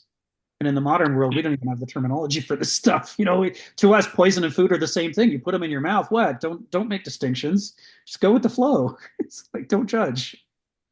No, I mean, in a way, I look at it as kind of like almost having a framework based on principles versus, the idea you're trying to manage particulars. Exactly. So that where, you get down to the rule, like, okay, I have to do this in this situation, and it's automatic. And that doesn't leave any kind of room for any kind of intellectual growth. Right. And it only, it's basically you're limited in what you can do. But if you have principles and a framework to follow, well, that gives you a little bit of guidance, but it allows you to kind of do it your own way, so to speak. So I do think that there's that distinction, because I have seen how regulations, especially when they get piled on over and over and over, that they're almost like managing the particular at a certain point. And at that point, it's like it's things like even like, I'm thinking like acquisition regulations and things like that. They really are not actually helpful, because in certain cases you can't even necessarily write a contract that's actually beneficial. Right. If it's if it's going to suffocate, because you don't have the freedom. But if you have a framework where you have the basic principles, and then you can actually again come up with things that work based on a particular situation. But the same thing holds true is for cultures and things along those lines. Right. Yeah, it's kind of principle-driven adaptive frameworks can give you all the benefits of a framework without the disadvantages, because it says, yeah, here's your defaults, but now you need to attend to the particulars of the situation and change it so that it's actually well adapted to handle, the vitality of the situation. Kenneth Smith, not Kenneth Smith, Christopher Alexander in his books on architecture talks about this. It's like, if you're making a housing development and you're stamping out houses that are all exactly identical, the windows will almost always be in the wrong place. What you should be doing is, from each house, look around and say, what is there to look at? Well, there's a lovely tree over here. So don't put the window here where you can't see the tree, move it over 4 feet, and now you see the lovely tree. That's where the window should be, right? I mean, you sort of adapt the pattern to fit the nuances of the situation.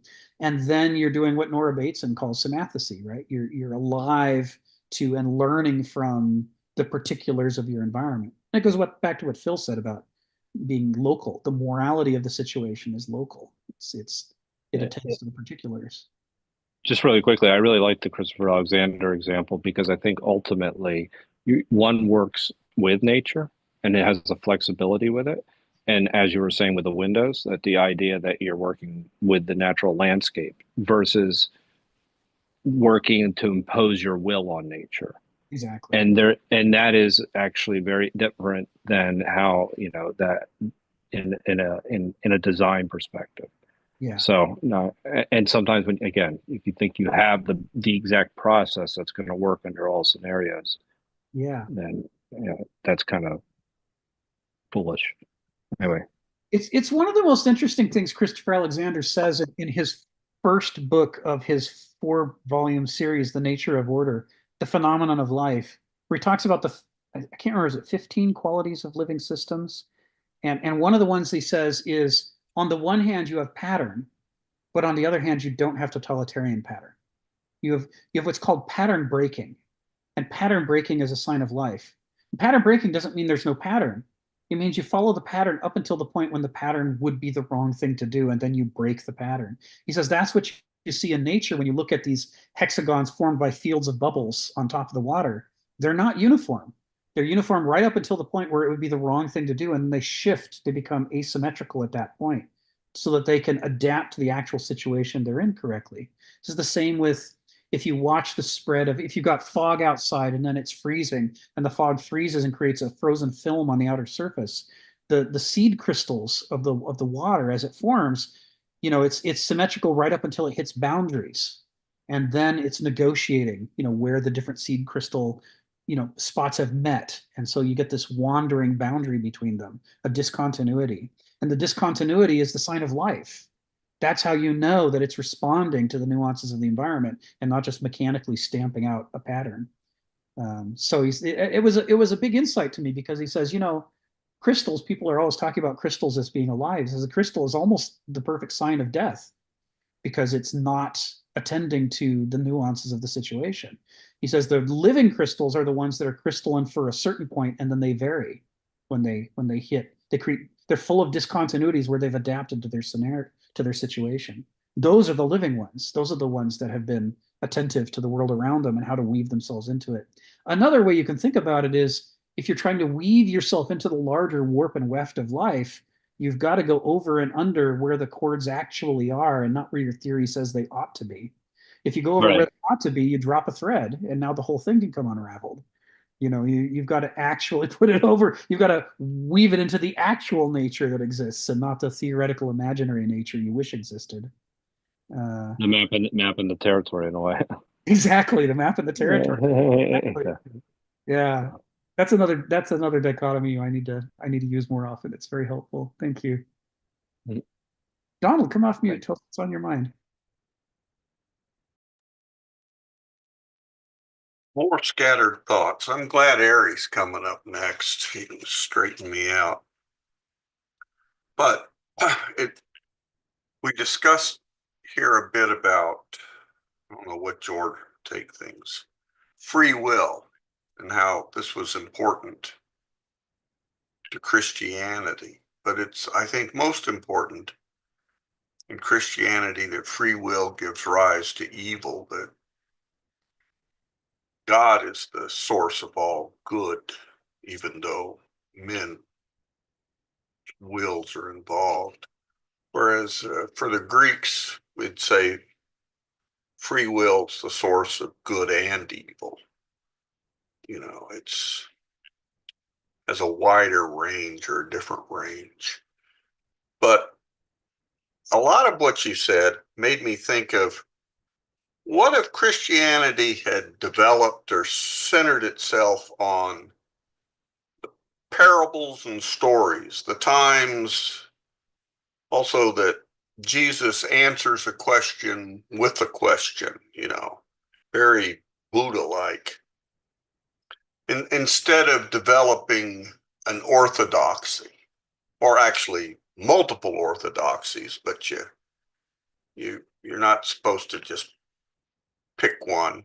There was supposed to be one, and you go down and check it off. What if we'd have just been left with a bunch of stories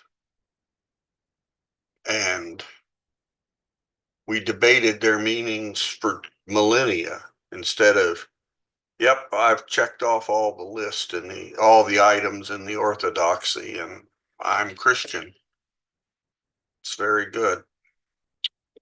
Well, that's enough. Thank you, Donald. Yeah, that notion of is religion about conformance and obedience, or is religion about dilating the soul by wrestling with difficult questions about the nature of the sacred? It's Nietzsche talks about that when he praises the Jews, which he does often, contrary to what many 20th century people think about him. He was impressed by the way that Judaism has this living relationship with its texts and with its God.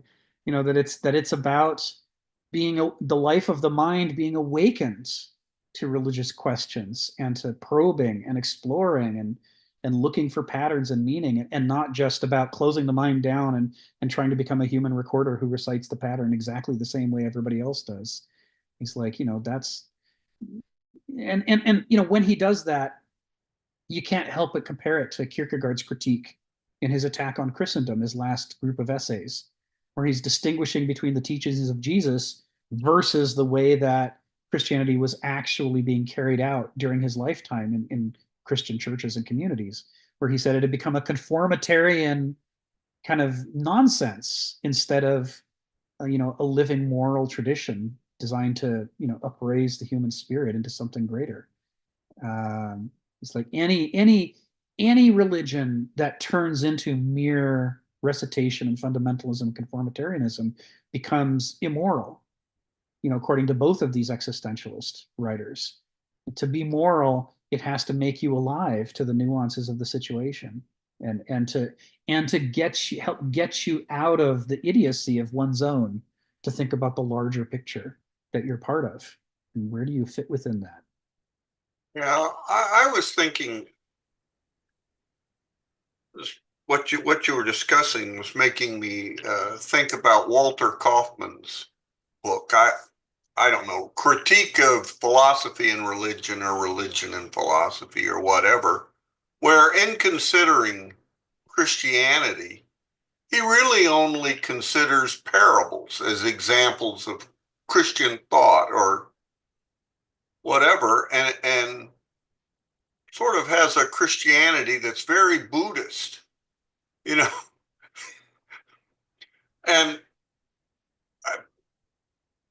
actually very appealing, because it lacks the authoritarian strains that it currently has. That it has no orthodoxy for sure. Right. And it's I don't know if Kenneth ever read that book, but I don't know. But I don't know either, but I wouldn't be surprised if he had, given how well, much. I don't know. As many books by Kaufman that he's recommended, he might would have. It's also very funny in a strange trilingual way kind of thing, jokes, but they're jokes in English or about what things might be in Greek or something. I don't know. Yeah. Yeah. Thanks, Donald. You've often talked.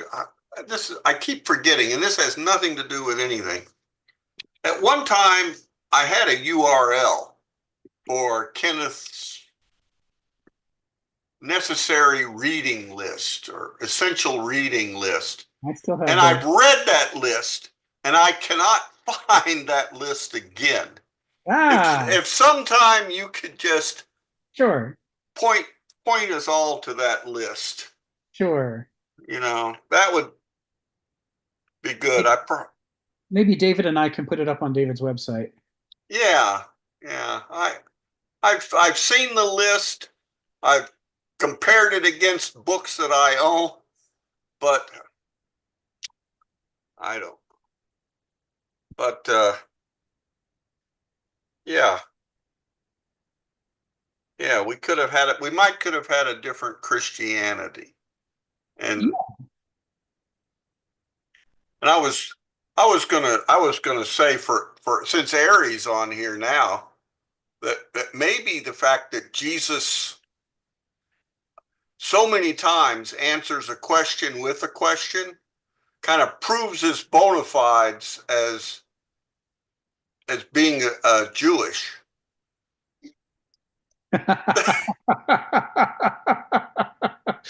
I don't want to give you a fundamentalism. I want to get your brain to open up about religion. It's just I'm really kind of thinking of Mel Brooks or something at the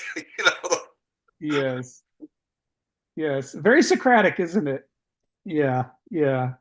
Speaking of whom, Ari, come off mute and tell us what's on your mind. Hey guys, great discussion. I'm trying to keep all my ramblings, thoughts of all the different things everybody's saying to something more focused, and specifically guide it towards the text. So if Sharon's not here. If Sharon were here, she'd appreciate it. Yes. That I'm thinking of, in this case, it says the myths are the seedbed for human culture. Where I'm imagining the counterpart to mythos is logos. And for me, I'm looking at this in terms of or dialogue that can often do. I'm seeing it one way as like an infinite regression, which is fancy speak for I see like paradox. You can just keep going in recursion and fractal patterns over and over that they never end. Can't see where things end and begin, and they just keep going and going. And I'm really curious for you, Rick, but also as the group, like the difference between the ancient epoch's understanding, or maybe even mythos and logos, of something like paradox versus the medieval's transevaluation of paradox. And at least from the Jewish point of view, it's interesting that the liturgy and in the Bible, it's very explicit that God creates light and darkness, good and evil. And so there's often this phrase, I think Jeremiah says it first, in terms of critiquing man as we are clay in the hands of a potter. And this means, if anybody knows when pottery goes wrong, you just smash it down and start remaking it. And this is the idea that, well, okay, if you're a nation and you're not doing right, or if your people not doing right, he'll just smash you down and start over. But then Isaiah, Yeshaya in Hebrew, says, no. Well, if we're just clay in the hands of the potter, that means we don't really have any responsibility. He made us to be evil, so we're not really so responsible for our evils. And so it's also a transvaluation of values right there. And for me, this is a beautiful paradox. And again, the Jewish version is, well, God created evil, and man is in the image of God, so therefore we're also capable of evil. And the ultimate ideal version of man is a being that knows good and evil and always chooses good. But you can't choose good unless there's an evil option, which is, and again, a beautiful paradox of complexity. And it leads me to what Phil, I don't know who else was talking about this, Rick, you were too, this idea of the modern epoch, or era, we want to call it, where education is what would seem like rote learning, or just that robot book of 4 arms, And then this idea, for me, I hear two thinkers that were very much aligned with each other using different language. One is Simone Weil. She's this famous Christian thinker who talks about education and free will and the idea of how education should be less programming and more about cultivation in being more dynamic. And I think a more systematic approach to this that I very much buy into is Piaget's idea of accommodation versus integration. Integration is just rule-based, rote learning, and what Simone Weil calls procedural learning. She just says all we have now is procedural learning, so we'll learn how to know procedures and rules. And essentially what Phil was saying, get jobs, fulfill tasks. But when new technology comes out, we'll just get new procedures. And this is all we need. But this ultimately misses out on this to me seems like the extreme version of logos. And there's no mythos. And mythos seems to be related to accommodation in this case, where you're more dynamic. And this gets to a specific question I'm going to ask about the ancient era, which is this idea of the law of the excluded middle, which is a logos idea. I'm almost certain that you're either P or Q, and they contradict each other. You can't be P and Q.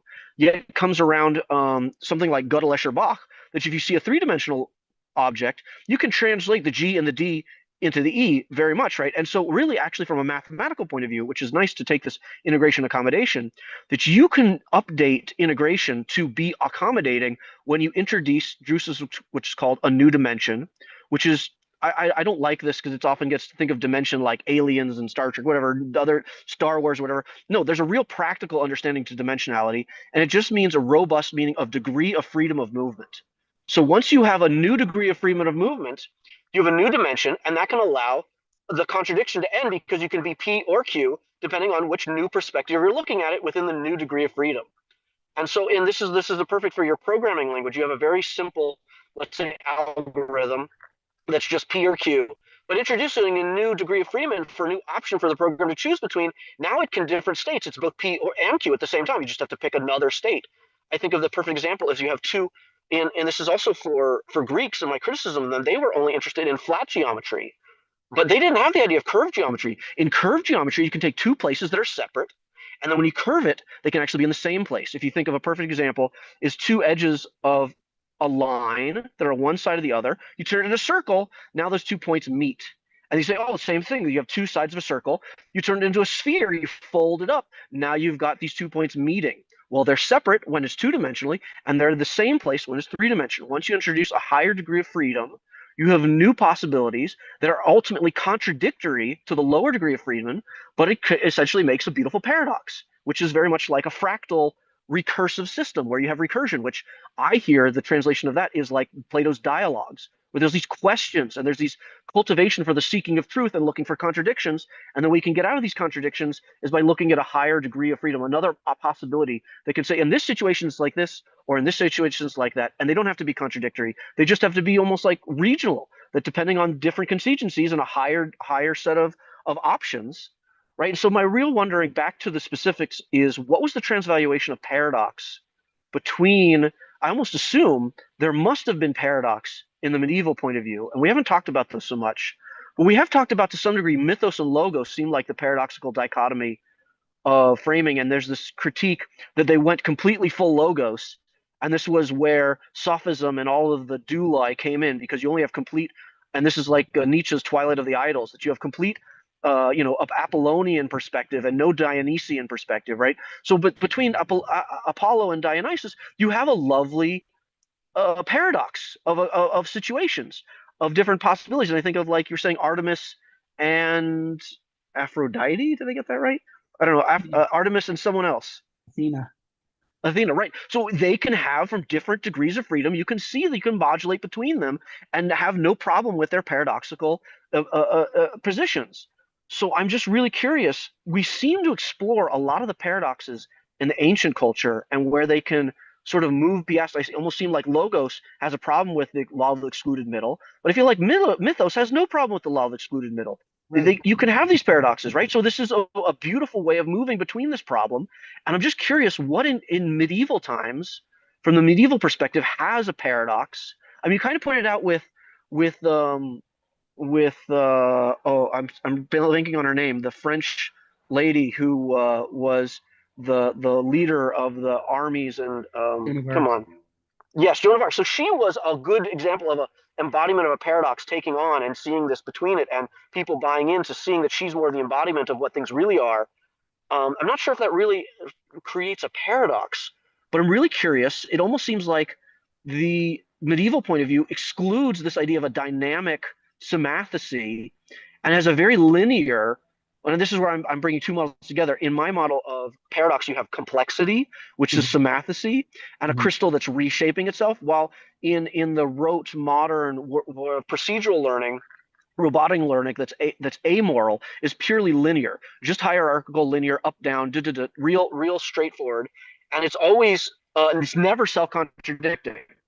And I'm just curious, where is the inherent built in as an a priori axiom of the medieval area? What is their paradox that they base this on? Because the ancient era seems to, we have a lot of paradoxes that are embedded, that are very robust, that make it more like a real living system. I'm really curious. Do they have it in the medieval era, or are they just purely linear? And that's their answers. That their transevaluation is they got rid of the complexity, and now you just have a linear model. I feel my intuition tells me there's really a lot of paradox that they built something on. Yes, this is going to be very interesting over the next year and a half, because I mean, once we get out of chapter 5, we're gonna open up a whole other dimension of the medieval epoch, which is not what is the orthodoxy, but what are the 1,000 flowers blooming in monasteries and nunneries, and things that are being brought in from Judaism, things that are being brought in from Islam. There's this desire to stomp out heresy and impose genocidally a uniform orthodoxy. This might be the central spine of the story of the medieval epoch, but the flesh of the medieval epoch is all these people who don't agree with the orthodoxy but are still devout Christians, and or might be Jewish, or might be Muslim, or there's all these other variations, and they're bringing in a richer theology that can accommodate paradox. And some of that stuff the central orthodoxy tries to stamp out, but some of it they end up having to bring in to increase the health and vitality of the core. But it sounds like you're saying from design point of view, they're trying the elimination of paradox from this original spine. Is that possibly true? They're trying to remove paradox? Simple and consistent. Right. Yeah. Okay. Yeah. So it's interesting, but in the end, they have to change their goals, don't they? Because if you try to make it simple, eventually you make it too simple and it can't thrive. And that becomes one of the core problems in the medieval epoch. Well, we're actually out of time. Oh wow, really? Yeah, that was yeah. We raced through. we just blew through this material today. It's just so thought-provoking. And I love what you brought up, Ari. We're going to come back to that over and over in the year and a half. Thanks, Rick. Really, really exciting. Highlight of the week. Yay, me too. I was sorry to miss it last week. And, that's okay. And Phil, don't forget what you were going to say. Bring it next week. Bring it at the beginning, so that we can kick off next week with your observations. Hey man, I'm old. I don't have long-term memory. Write it down. Write it down. Cheat. Write it down. Write it down. Use a prosthesis. Yeah. Anyway, I sympathize. But with that, thank you, everybody. I hope you had a great time, and I hope to see you all next week. All right, thanks a lot. Good. Bye-bye, guys.